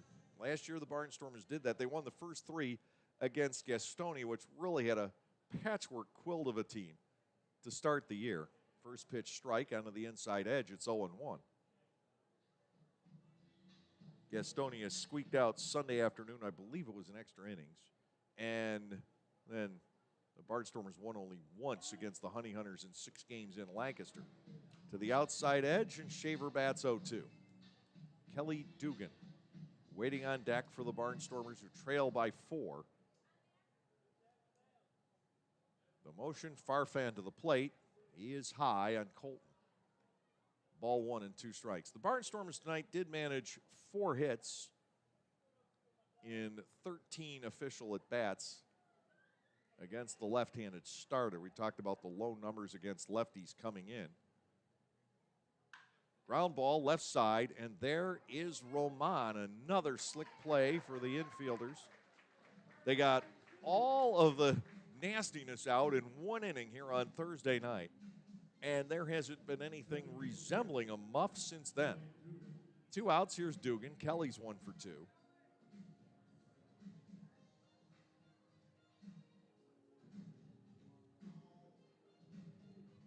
Four singles, not one of them really blistered, and the one loud out by Mercedes tonight. Ton of ground outs. Outside to Dugan for a ball. It is 1-0. Lair's base hit back in the 3rd was the hardest hit of the 4 singles. A ground ball pulled through the right side.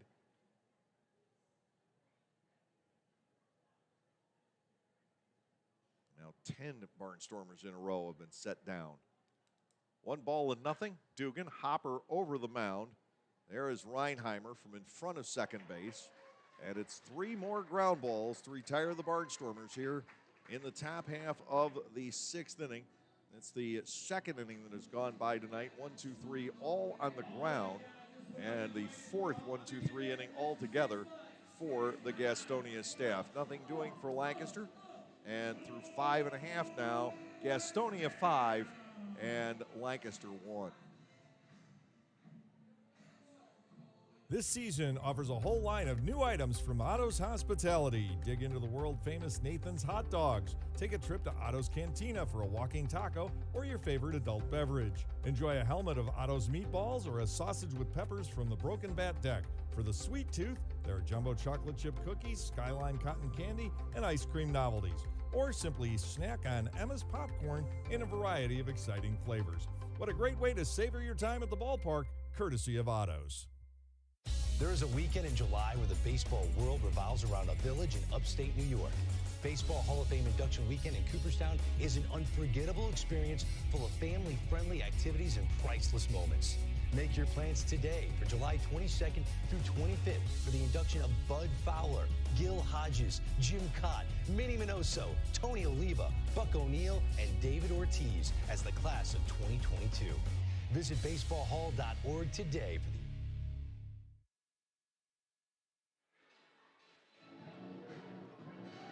Lancaster down 5-1. We go to the bottom of the 6th. Stuart Levy to face Ben Wanger as this half inning gets underway.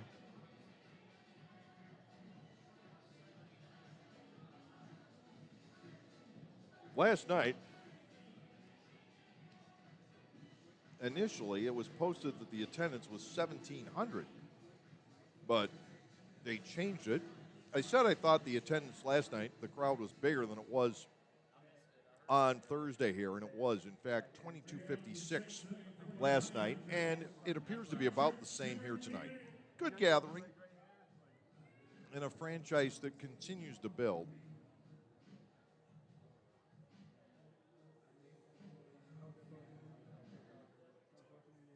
the team really was bizarre that started the season last year. A whole bunch of guys who hadn't played in a few years or had very little experience, some college guys.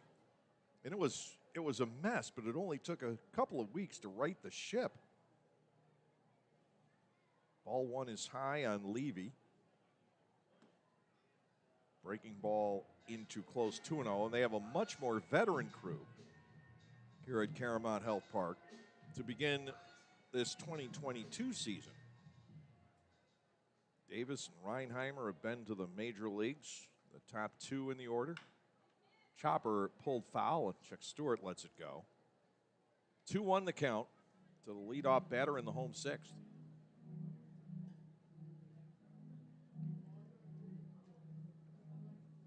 And most of this team has AA, AAA, or Major League experience. There are some exceptions. That gets through Peroni. Levy could have gone. 3 balls and a strike. Ross Peoples is just sitting and waiting for somebody to flinch. He remembers fully well what happened to Zach Shank with this rule back in 2019 in Sugar Land when he was tagged out and didn't leave the box. There is a called second strike. It's 3-2. Pete Incaviglia came out to argue after initially nothing was called, and he got it overturned, and Shank was ruled out, but he only had 1 foot out of the box, not both, and that's what's required for the hitter to be tagged out on that particular play. Fouled away, still 3 balls and 2 strikes. But you look at the Gastonia roster, they have Deck McGuire. We saw him last night. He's been to the major leagues. Jimmy Sherfy, the closer we saw last night. Marcus Walden. That's 3 pitchers with major league experience. Then Reinheimer and Davis. So they got 5. That is looped behind shortstop, and there is Lair for the catch. Levy retired. 1 man gone. Luis Roman will come to the plate. But Jarrett, Rosa, Roman, Levy have played AAA.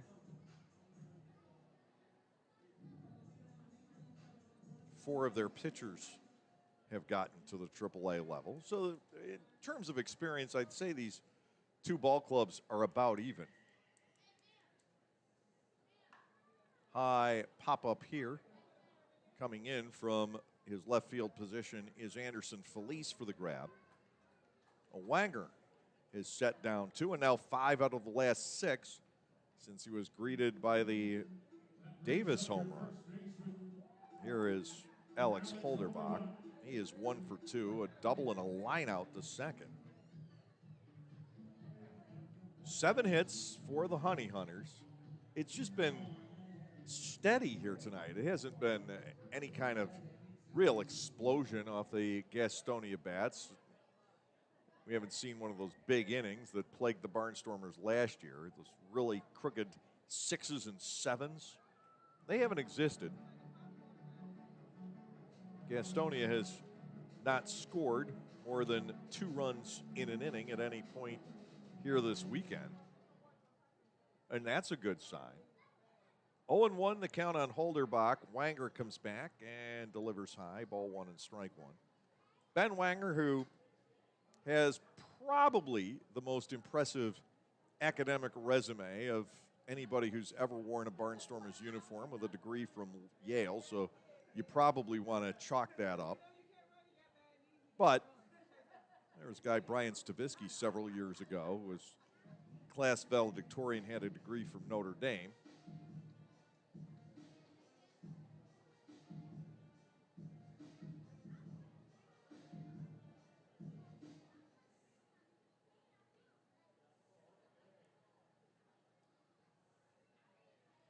And that is high. 3 balls and a strike. I'm getting reports still that there is an imbalance with the sound, and I am completely baffled because all my VU meters are saying either I'm louder or the sounds are equal. So I don't know what the source is. Ball 4, outside to Holderbach. Second walk issued by Barnstormers pitching tonight. Hermindo Escobar will come to the plate. 2 outs and a runner on. Lancaster with just 3 innings left to make up a 4-run deficit. So I apologize for that. But I am actually lighting up the yellows and reds on my meter with what I'm coming through, and the commercials are not on either the meter in the computer or the one on the board. Ball is low, 1-0 on Escobar, who's grounded out twice to the right side in his first game of 2022. Native of Cuba.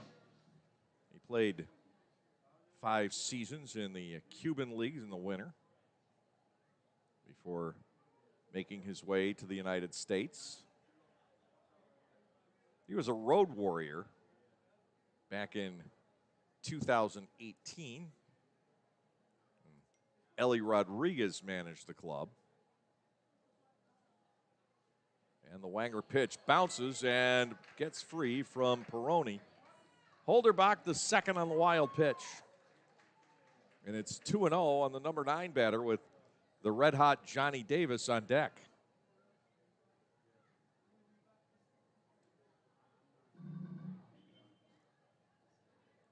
Two balls, no strikes with Holderbach at second.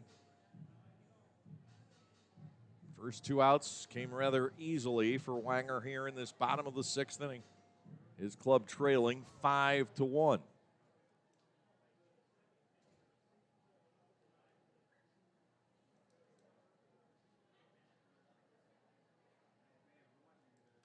Runner in scoring position once again for Gastonia. They went down 1-2-3 in the 3rd inning. That breaks low. It's 3-0 on Escobar. No control issues at all for Wanger until these last couple of hitters. He's in his 2nd inning of work. Barnstormers down 5-1 here in the bottom half of the 6th inning.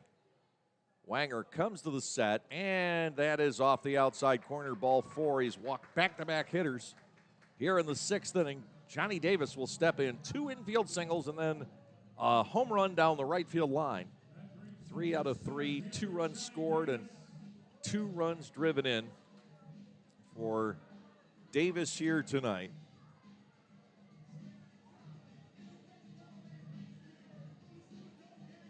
Mark Johnson is going to pay a visit to the mound and try and get things settled down for Mr. Wanger. If you have a team of veteran pitchers here in the Atlantic League, you might not need a Mark Johnson. But the Barnstormers decided to bring back the likes of Silk and Teller and DeSabatino and all those kids who at times looked tremendous last year, but they need some work. They need some coaching. They all need that attention that a pitching coach can give that Ross can't give when the roles are split, nor realistically could a player coach give the kind of attention that is required to these young hurlers. So here is Davis. What a night he's had so far. Wanger to the plate, and he is low again. All of a sudden, he's lost the zone. Back-to-back walks, a wild pitch in between. That negated by the second walk, but runners are at first and second. Davis has a 1-ball and no strike count, and Gastonia has an opportunity to put this game out of reach here in the bottom half of the 6th inning. Ball got loose out of the Lancaster bullpen where Rob Rosado is tuning up somebody else. We can see Rob. We can't see the pitching mound down there. 1-0. Wanger looks back at Holderbach, the lead runner, spins a breaking ball over and gets it there. A strike called. It's 1-1.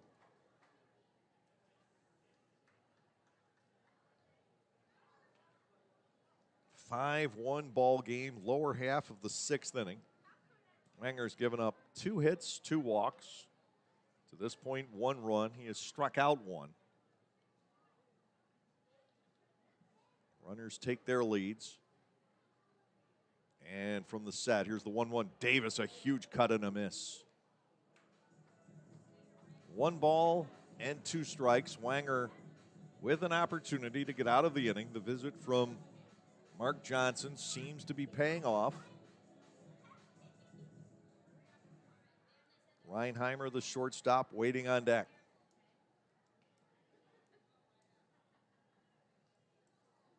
Wanger deals immediately, swung on and missed. The pitch in the dirt, and Peroni lays the tag on. So Ben neatly gets out of the inning against the hottest hitter of the night. No runs, no hits, with no errors, 2 runners left on base. We are done with 6 at Gastonia's Caramount Health Park. The Honey Hunters continue to lead by the score of 5-1.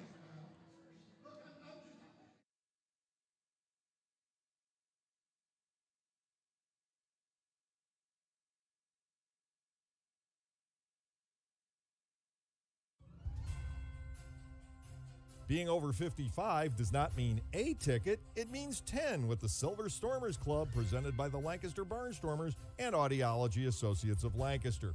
Anyone 55 and over can enjoy baseball action at every Tuesday home game for only $50 on the season. That is nearly a 70% savings. Members also receive a special Silver Stormers t-shirt to wear proudly at the stadium. For more information or to sign up, go to LancasterBarnstormers.com and look in the season tickets section.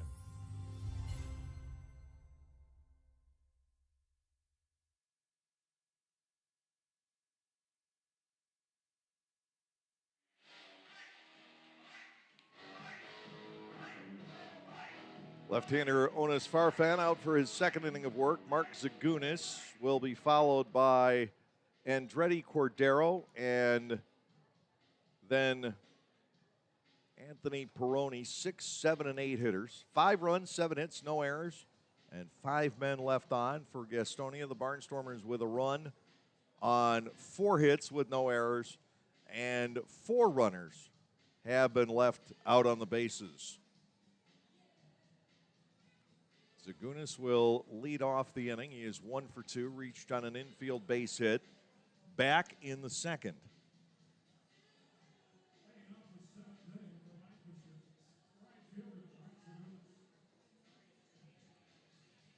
Lancaster with 3 innings left to play catch-up. Ross Peoples coaching over at 3rd. He is jacket-clad. Dominic DeSabatino was at first base earlier. No longer is. Line and up the middle, base hit center field for Zagunis. Rock with the 5-time Tony Award nominated musical Rock of Ages at Dutch Apple Dinner Theater, April 22nd through May 14th. When a development company plans to turn the Sunset Strip into another strip mall. Zagunis is on with the leadoff base hit. And the batter will be Andretti Cordero, 0 for 2. Hardest of the 5 singles for the Barnstormers tonight, and the 2nd hit for Zagunis. He'll be productive. He loves to hit the ball gap to gap and a lot of straightaway. Farfan working out of the slide step, brings it home to Cordero and nips the outside corner for strike 1. Leadoff man is on here in the 7th inning. The Barnstormers need to put a couple of runs out there. That is, in fact, still DeSabatino coaching at first base. Upstairs, and to Cordero, a ball and a strike.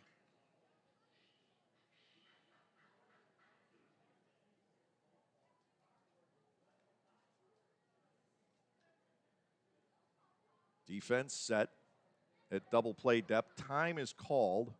Cordero will back away.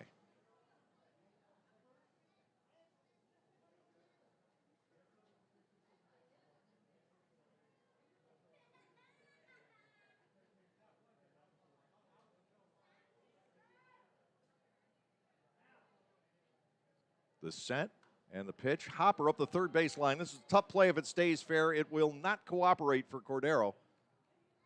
And he will come back to face a 1-1 pitch. The topper up the line at third, but you could tell the way that ball was spinning that it was going to make the leftward turn, and it did.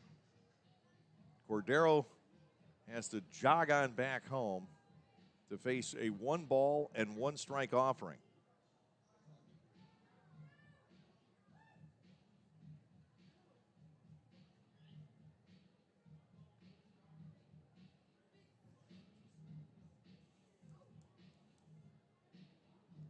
Peroni on deck, Devon Torrance after him.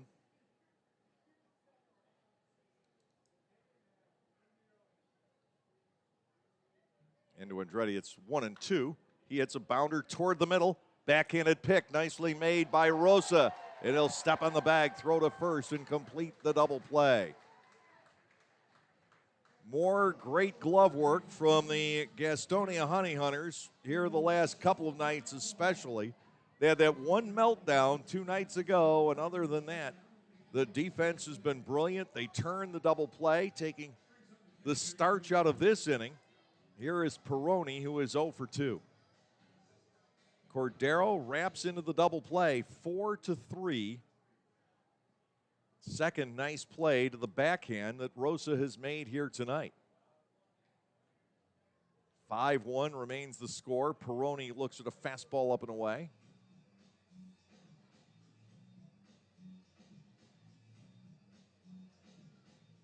That is the 11th batter to be retired on a ground ball here tonight. Fouled off, and Peroni will face a 1-1.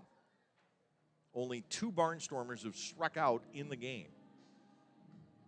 Nobody has hit the ball to left field at short dimension out there in the entire game.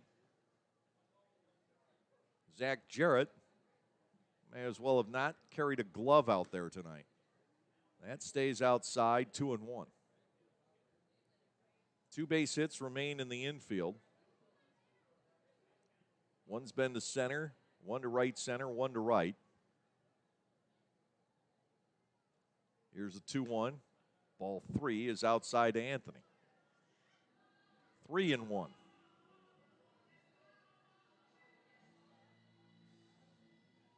The right fielder, Skoll, has caught a couple. And the center fielder, Davies, has tracked down 3. 3-1 pitch. Peroni fouls that off. The count fills 3-2.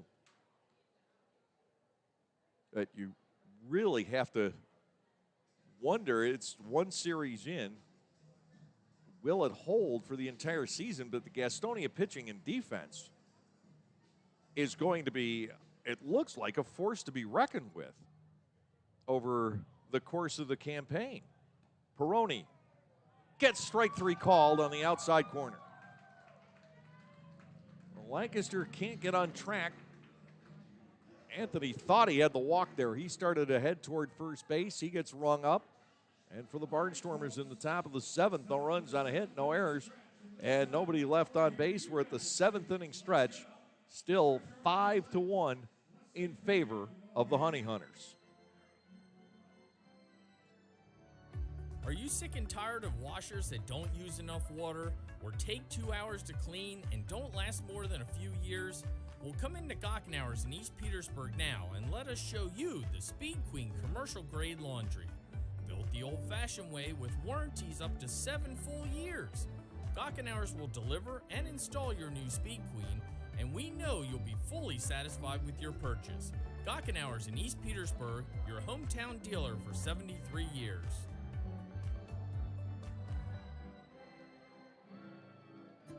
At Clipper Magazine Stadium, we have hot dogs and popcorn, peanuts, soda, and nachos. But what if, say, you are only 3 months old and mom wants to have a night out and watch the Barnstormers? Well, thanks to May Grant Obstetrics and Gynecology, the littlest of Stormer fans now have a place to go for dinner during the game.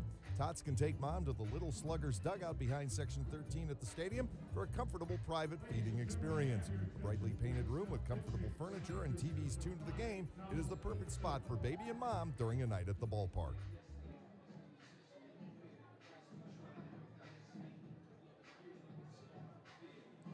Donald Goodson will see his first action of 2022's regular season. A hard-throwing right-hander went to South America, to Colombia, during the winter. He said he was down there for, he thought 6 months, but it hasn't been 6 months. Well, it is now, but it wasn't at the report date. That he was close to 6 months in South America and won the Caribbean World Series with his team from Colombia. Donald last year really put together, I felt, a solid season for somebody as absolutely inexperienced as he was.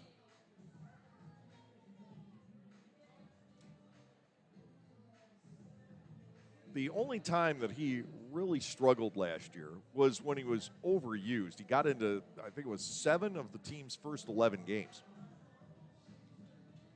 And then his velocity went down and he got hit around a little bit.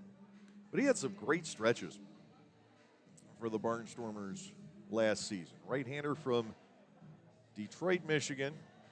Prior to coming to the Barnstormers, he had only worked in the United Shore League in his home area, a little bit north of Detroit, I believe, is where that one ballpark is in Utica, Michigan. Jack Reinheimer, Joseph Rosa, and Zach Jarrett will come to the plate here in the bottom of the 7th inning. It's 5-1 in favor of Gastonia. The Barnstormers' offense thwarted every which way in the ball game tonight. They can't get much through the Gastonia defense. Ben Wanger worked 2 innings, gave up 2 hits and a run, walked 2, struck out 2. First pitch from Goodson is high, ball 1, no strikes. Reinheimer is 0 for 2 with a walk and a run scored on the night. Now 2 out of 8 in the series, but his on-base percentage is .500. Goodson comes back, and that ball is hammered down the left field line. Will it stay straight? It is, and it is a home run. When that came off Reinheimer's bat, I thought for sure it was going to hook foul. But now the second consecutive Barnstormers reliever gives up a home run to the first batter he faces down one of the stripes here in Gastonia, and it's 6-1. No question that it was going to get out of the ballpark, but that started off right down the line, and generally when you see that, you think the ball's going to hook and curl foul, and it never did. Rosa will step in. He has a double and ground out, a fly out, 1 for 3 here tonight. Gastonia, 5 extra base hits, and they've scored a run now in 5 separate innings. At least one. It's 6-1. The Honey Hunters in control. The Barnstormers down to just 6 outs tonight. And Goodson's first pitch, a slider to Rosa, and he has to skedaddle. Ball 1, no strikes.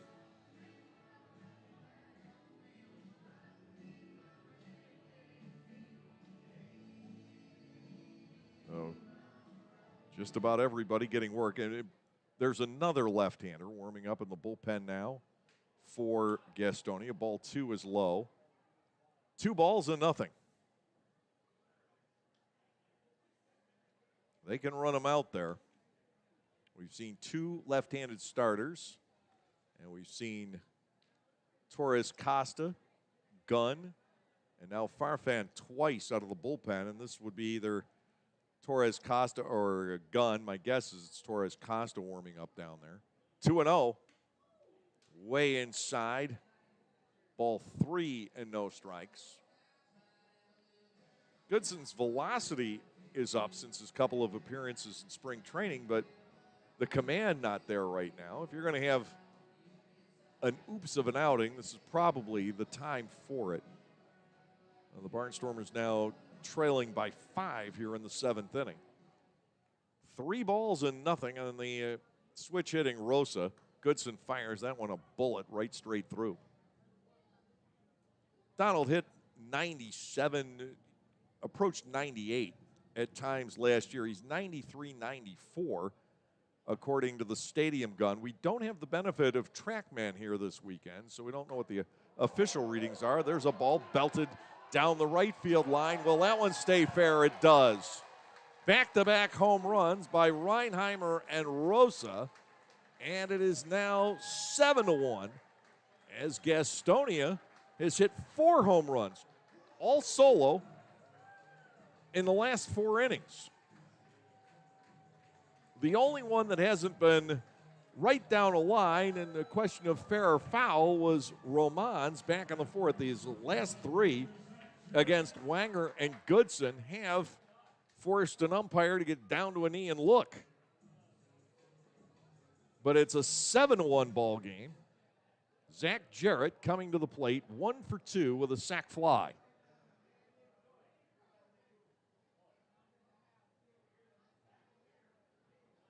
Goodson kicks, fires, and it's right there for a strike as he hits 95 on the gun.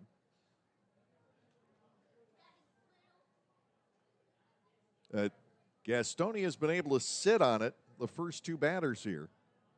There's the off-speed pitch, and that, along with the potent fastball, is what makes Donald Goodson as good as he can be when he's having an on night. Obviously, so far here, that hasn't been the case, greeted by back-to-back home runs in the bottom of the 7th inning.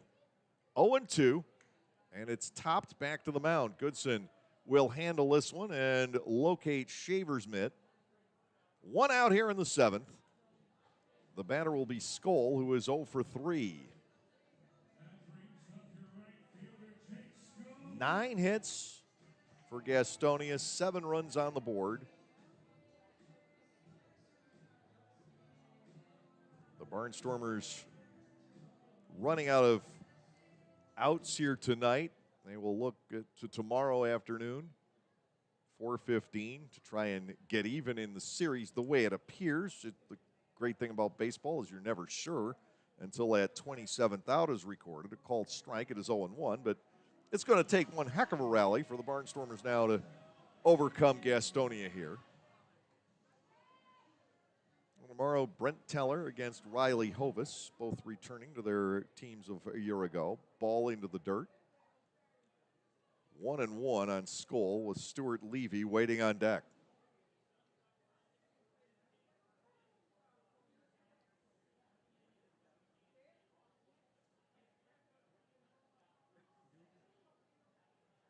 Goodson brings it home, high and outside. The count runs to 2-1 on the lefty. 1 out here in the bottom of the 7th. 6-run lead for Gastonia.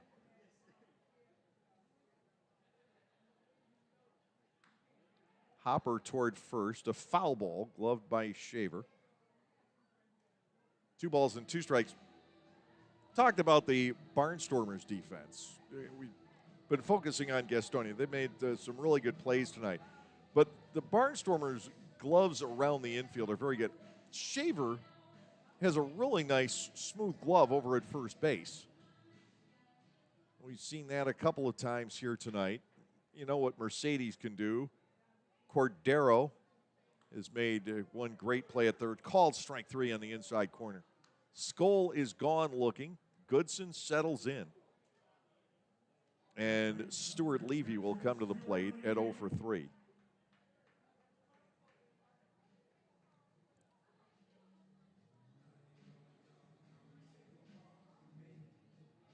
All 3 Barnstormers pitchers tonight have given up a run before the first out. Silk allowed the first 3 men to reach base, ultimately 2 runs scored, but 1 did before he got the first out on the fly ball by Jarrett. Bouncer foul. Levy bats at 0-1. Wanger greeted by a home run. Goodson greeted by back-to-back home runs. That's something we saw a lot last year. Now, it hasn't happened to the pitchers we've seen the last couple of nights, but we've seen more veteran pitchers. Grounded to third. There's Cordero, and Shaver scoops it up out of the dirt. So after the home runs, Goodson settles in. It's been the story of the night, but it's 2 more across for Gastonia on 2 hits with no errors, nobody left on base. And through 7, it's Gastonia 7 and the Barnstormers 1.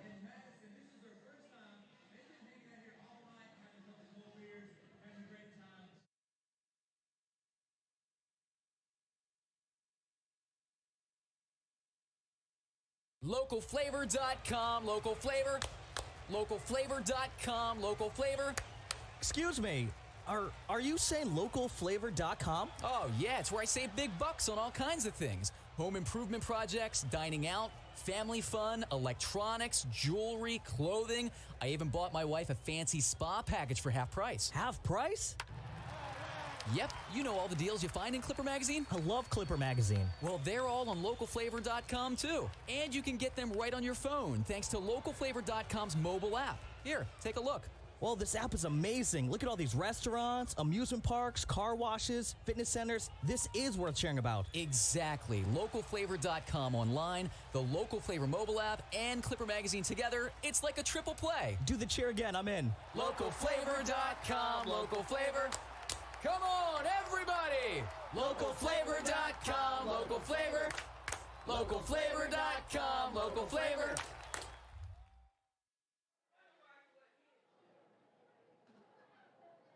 To work the top of the 8th inning is Quentin Torres Costa, left-hander from Hilo, Hawaii. He faced just one batter here on Thursday night, getting Melvin Mercedes to ground to short. We'll see Melvin again here on Saturday in between Torrance and Lair. Lancaster needing a 6-run surge to draw even with Gastonia tonight. 7-1 ball game, 4 solo home runs by the Gastonia Honey Hunters, and the Barnstormers without an extra base hit. And it's 3 infield singles. In fact, 4 solo home runs and 2 doubles. That is a weird offense Gastonia has put together tonight. The Barnstormers have been held without an extra base hit. Torrance has tried. He's 0 for 2 on relatively deep fly balls in this one.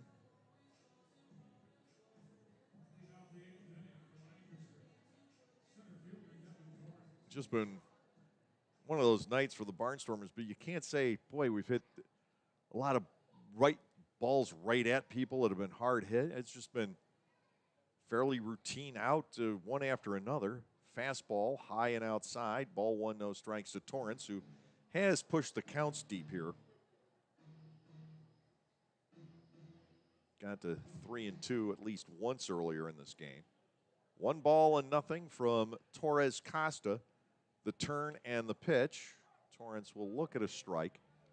It is 1-1. Torres Costa got to AAA with the Milwaukee Brewers. He's 27 years of age, 5'11" and 190 pounds.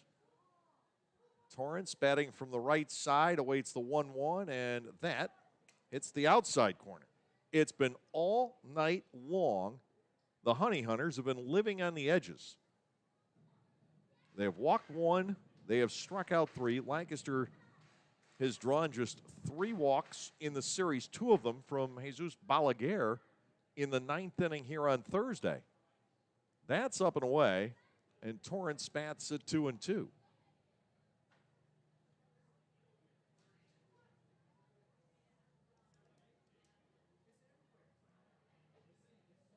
Mercedes on deck. He's 0 for 2 with a walk.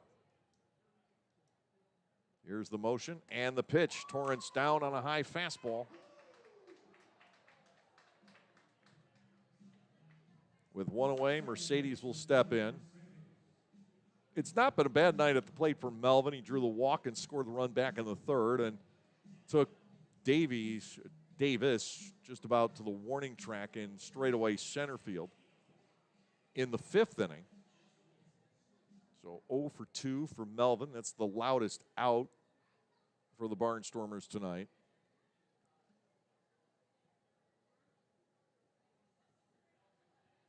They've kept the ball away from Melvin since the fourth inning when he's been in the field. He was incredibly busy in the first four. Good for about half the outs. Torres Costa delivers high on the fastball. It is 1-0. 7-1 Gastonia. The Barnstormers down to just 5 outs here tonight. Trace Lair waits on deck.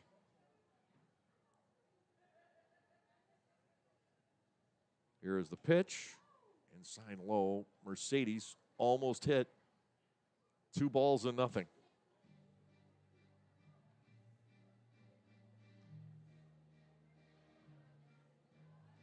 The Barnstormers need to, just in terms of sheer numbers, beef up the position player side of the roster, called strike 2 and 1. Starting the year with 11. There were 10 available opening night. Last night and tonight, just 9. Fly ball foul off Mercedes' bat, and it's 2-2. And early in the season, that's really thinning out the ranks. As I said, thank goodness we don't have to deal with the double hook rule until the 3rd of May, or the pitchers would be batting. This early in the season, Ross does not have a bench at the moment. To Mercedes, ground ball left side, making the backhanded pick in the hole is Reinheimer, and the throw is right there. This infield defense for Gastonia has been marvelous outside of that 1 inning. Here is Lair at 1 for 3 tonight. Lair, Felice are the only 2 Barnstormers to have hit safely in all 3 games so far this weekend. 1 hit in each of the games for both of those particular hitters. A strike to the inside corner. It's 0-1. Gastonia has looked so good in this game. You look back to the opening weekend a year ago where they simply did not. The team that started here last year was just a mess. That's past everything. Lair opts not to go. And it's 1 ball and 1 strike.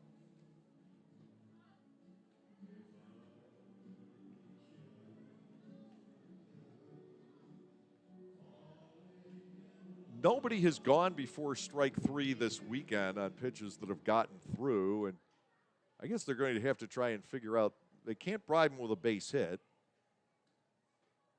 Ball 2 is low, 2 balls and a strike, and I think really it's a question of overcoming lifelong habits, because by the time these hitters think that they can go, it's too late.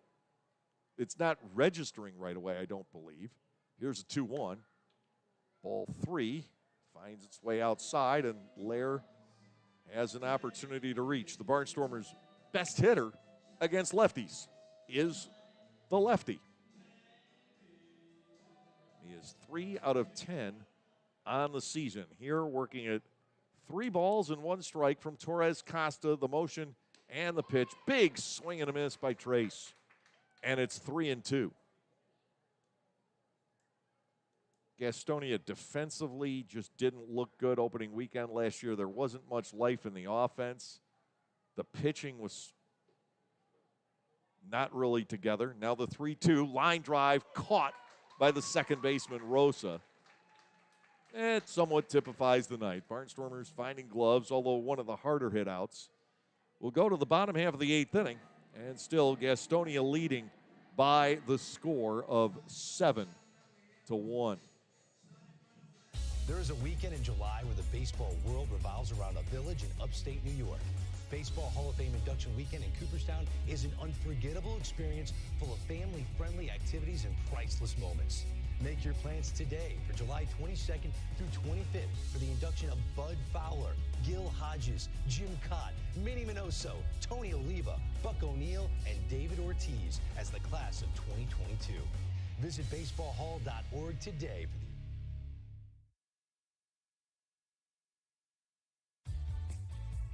Hey kids, join the coolest club in town, the Storm Force. The Storm Force is presented by the Lancaster Barnstormers and Commonwealth Charter Academy. For only $25, kids under 12 get an entire summer of Barnstormers fun with 12 game tickets, a t-shirt and bag, the chance to go first when kids run the bases, exclusive activities, and coupons from Dutch Wonderland, Chocolate World, and more. Don't miss out on all the fun. Go to LancasterBarnstormers.com and sign up.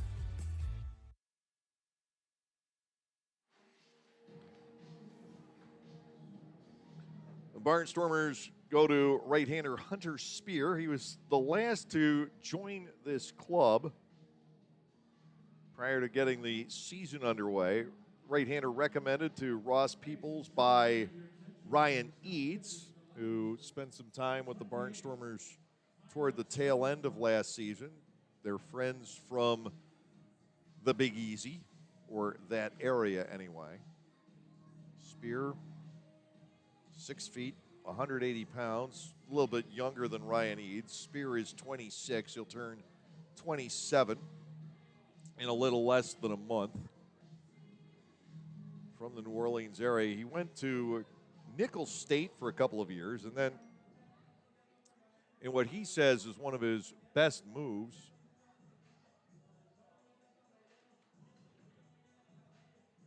Spear went to an NAIA school, William Carey in Hattiesburg, Mississippi, and he was discovered there.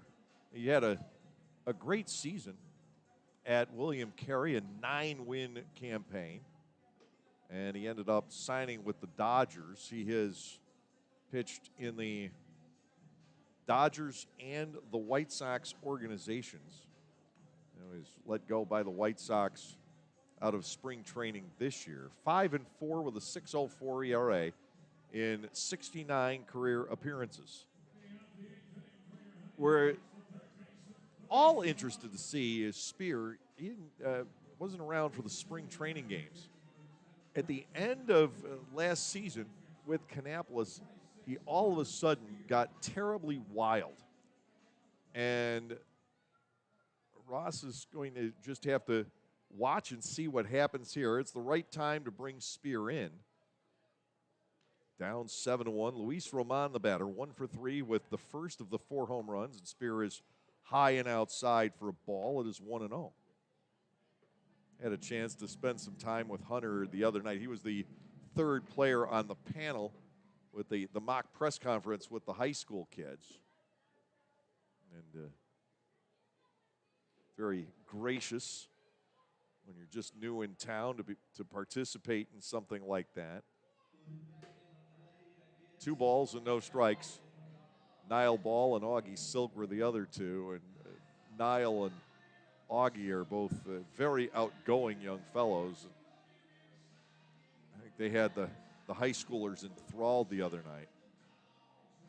Spear at 2 balls and no strikes to Luis Roman.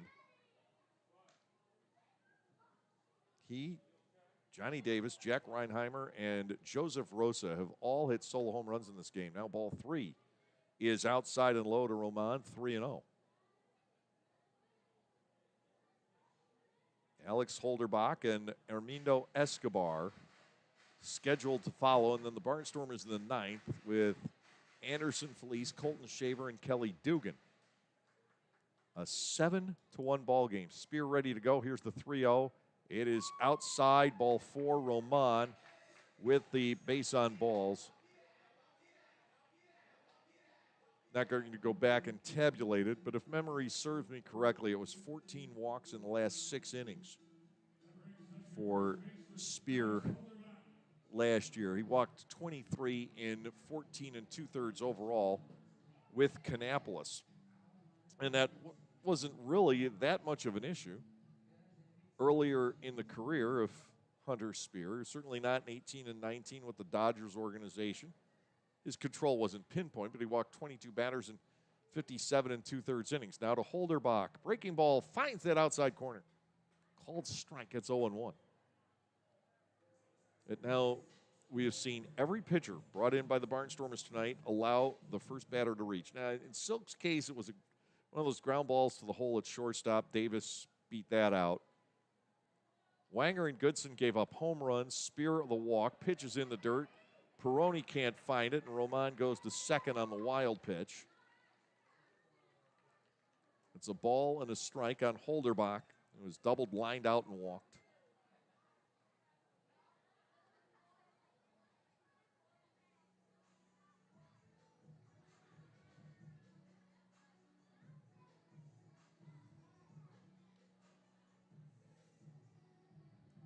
Escobar waiting on deck. 1 ball, 1 strike here. Double play possibility is lost, at least on the ground ball.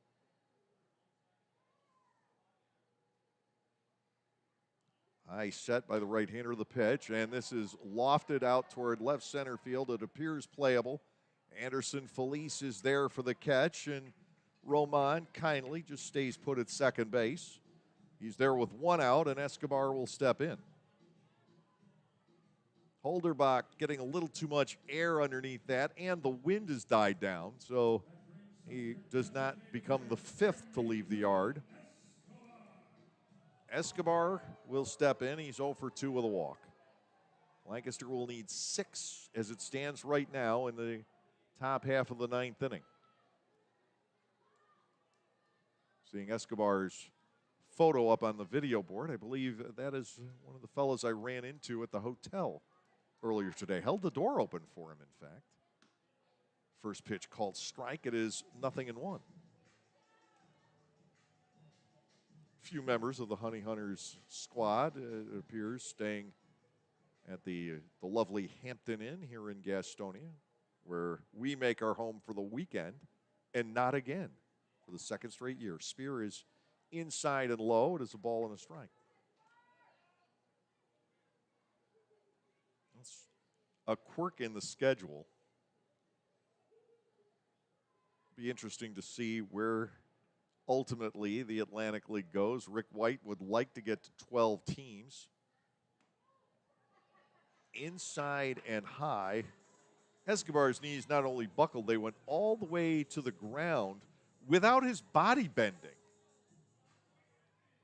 Oh, to be young and athletic. To be able to kneel and the rest of your body just stays perfectly upright. Here comes the 2-1. Spear missing away. 3 balls and a strike.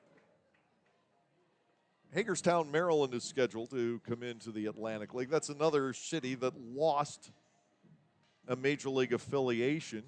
They're going to build a new ballpark. They have started to dismantle the old one that's been around since the 50s, I believe.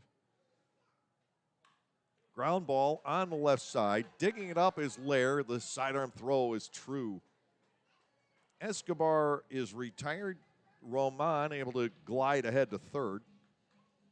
2 outs, and it will be Johnny Davis, who has 3 hits tonight. It's the first 3-hit game for either team in this series.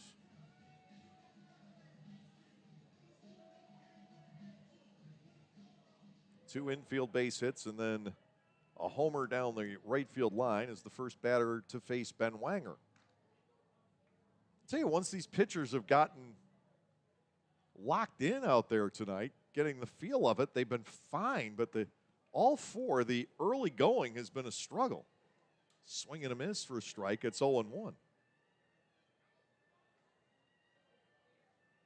Silk allowed the first 3 batters of the night to reach base. After that, 4 innings, giving up 3 hits and a couple of runs. Wanger was good for 2 innings after the first batter homered. 1 ball, 1 strike here on Davis. Goodson got the side in order, 1-2-3, after giving up a couple of home runs.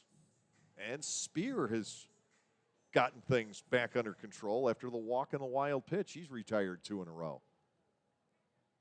Roman leads from third. Here's the Hunter Spear pitch. That is high and outside. And a 2-ball, 1 strike count. Spear, somebody again with a good deal of promise, but he's got to throw strikes.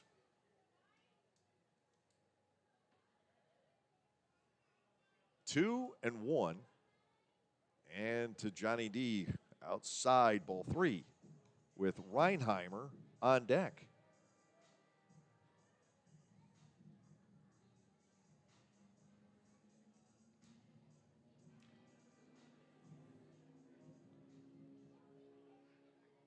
Gastonia up by 6. Here comes the 3-1. Davis with a swing and a miss.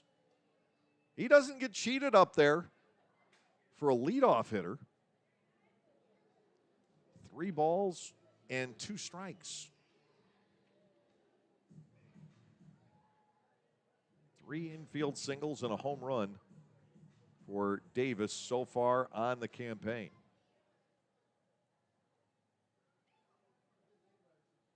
Here's the payoff. Skied foul out of play down the left side. Still 3-2. Davis in Mexico hit a couple of home runs last year.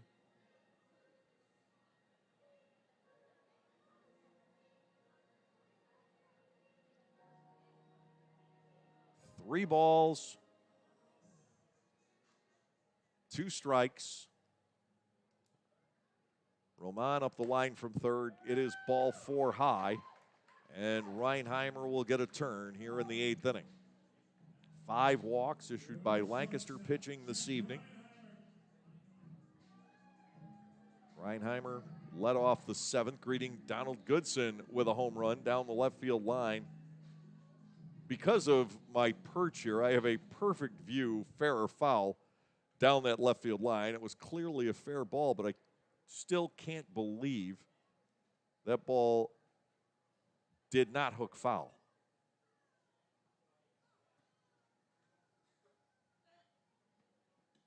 Breaking pitch, dances outside. Spear trails Reinheimer at 1-0. Both sides have played errorless baseball here tonight. The Barnstormers have been out-hit 9-5 and out-total based a lot more than that. Line to left, there is a base hit, and now it is 8-1. Reinheimer drives in Roman. Davis will stop at second.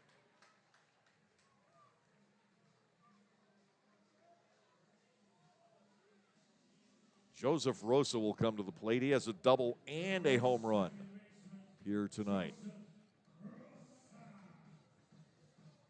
Rosa, the switch hitter. He doubled from the right side into left center field, bouncing one up against the wall, well beyond Devon Torrance in the first inning. He hit that off the lefty Silk and then homered against the right-hander Goodson in the 7th inning. 8-1, Gastonia pulling away. The Honey Hunters have scored for the 6th different inning in tonight's game.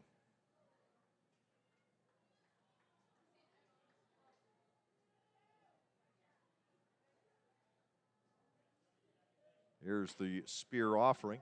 He gets to the outside corner. A called strike, it is 0-1.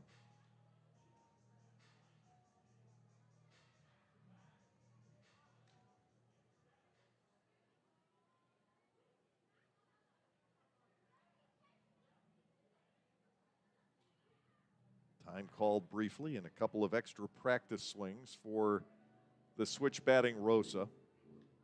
6 days now till the home opener. The Barnstormers taking on the York Revolution.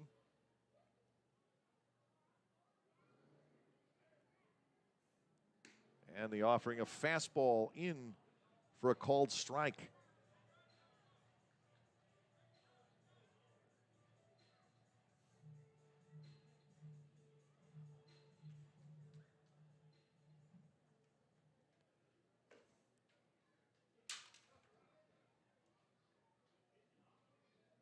The set, breaking ball. This is pulled to right. Zagunis has a play, and in front of the track by several steps, he makes the catch to retire Rosa, ending the inning, but it's another run for Gastonia. 1 hit, no errors, 2 left. We'll go to the 9th with the score, Gastonia 8 and the Barnstormers 1.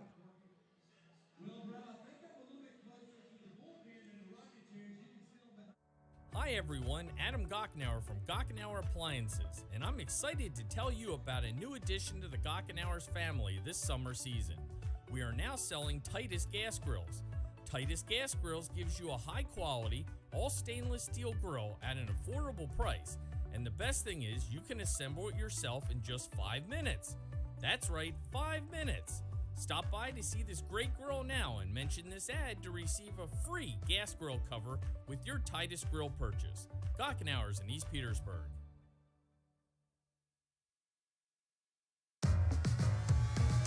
Pennsylvanians are creating their own soundtrack. Thanks to PA Lottery Scratch-Offs, excitement's back. Pennies, nickels, dimes, or quarters, no matter your choice, scratching's always in order. With big top prizes and second chance drawings, thrills await. They're out there calling. If it's excitement you seek and you're looking for action, play the PA Lottery. And keep on scratching.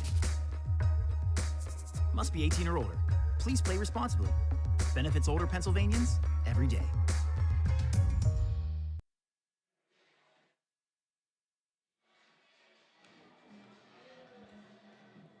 Top half of the ninth inning, and the Barnstormers are trailing by 7.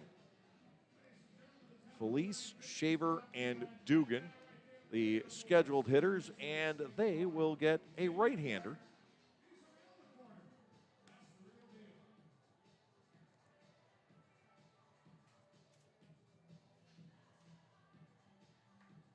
This is Jesus Balaguer, out for the second time in this weekend series. The Barnstormers able to reach Balaguer here on Thursday night for 2 hits and a run in 1 inning of work. He walked 2.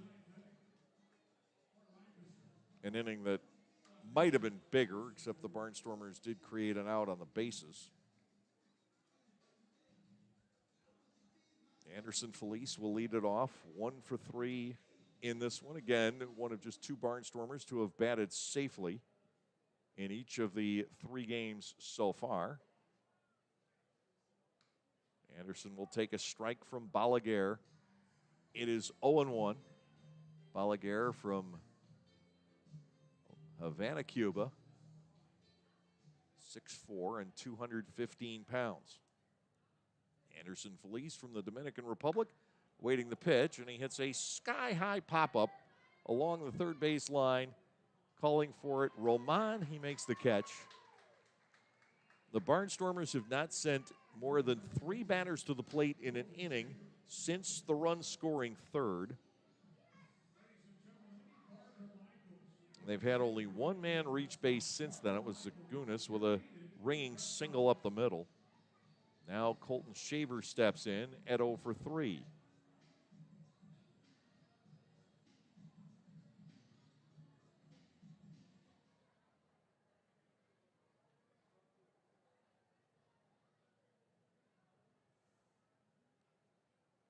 And the pitch breaks high, and ball 1 to Colton.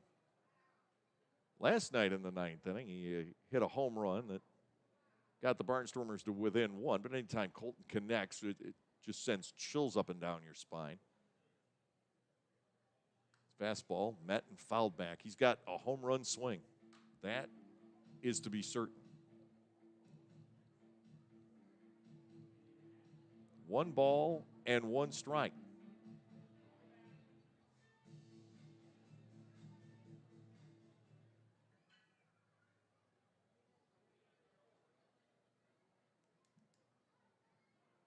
Dugan waits on deck. Shaver takes a fastball for a second strike. It is 1-2.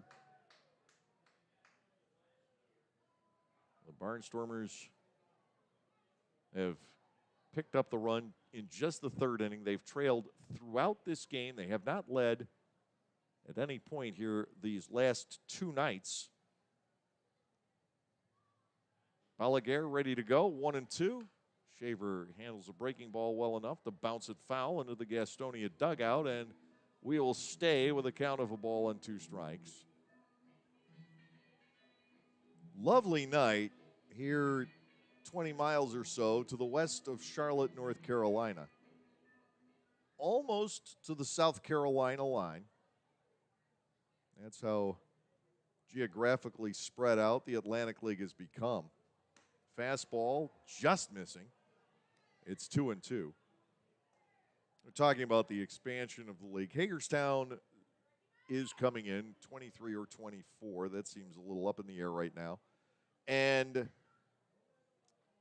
they hope to get to 12. Don't know where the other two will be coming from. There are some open facilities in New England. Possibility there. Driven toward right center field. This was on an off-balance swing. Davis glides over for the catch. Two are gone. And Kelly Dugan is the final hope for the Barnstormers in tonight's game.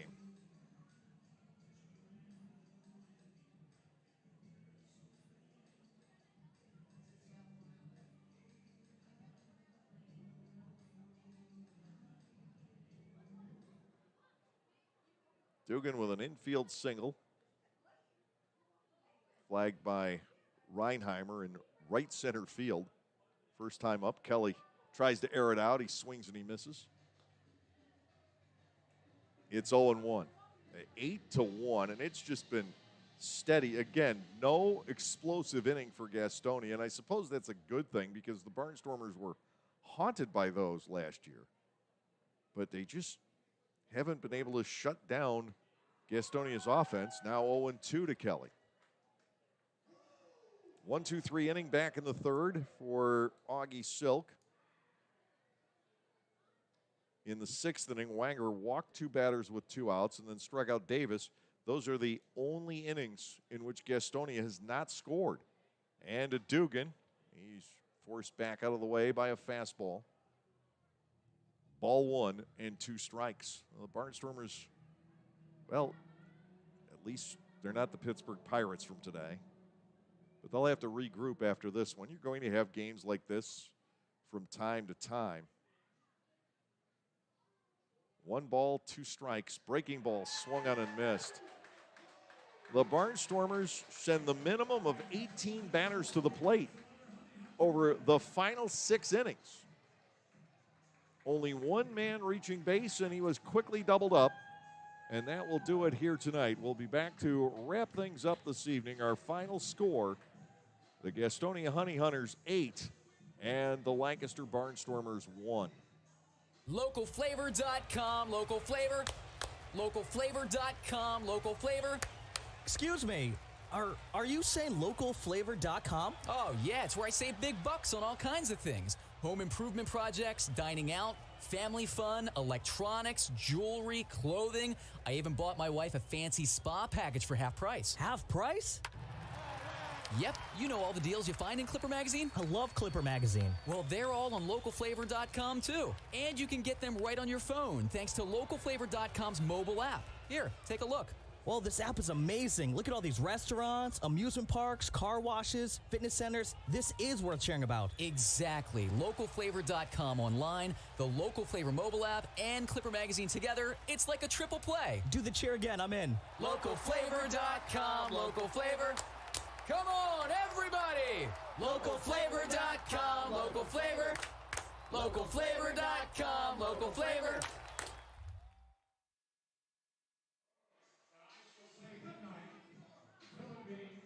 The Barnstormers drop an 8-1 decision to the Gastonia Honey Hunters in the third game of this 4-game weekend series. Gastonia 8 runs, 10 hits, no errors, 7 left.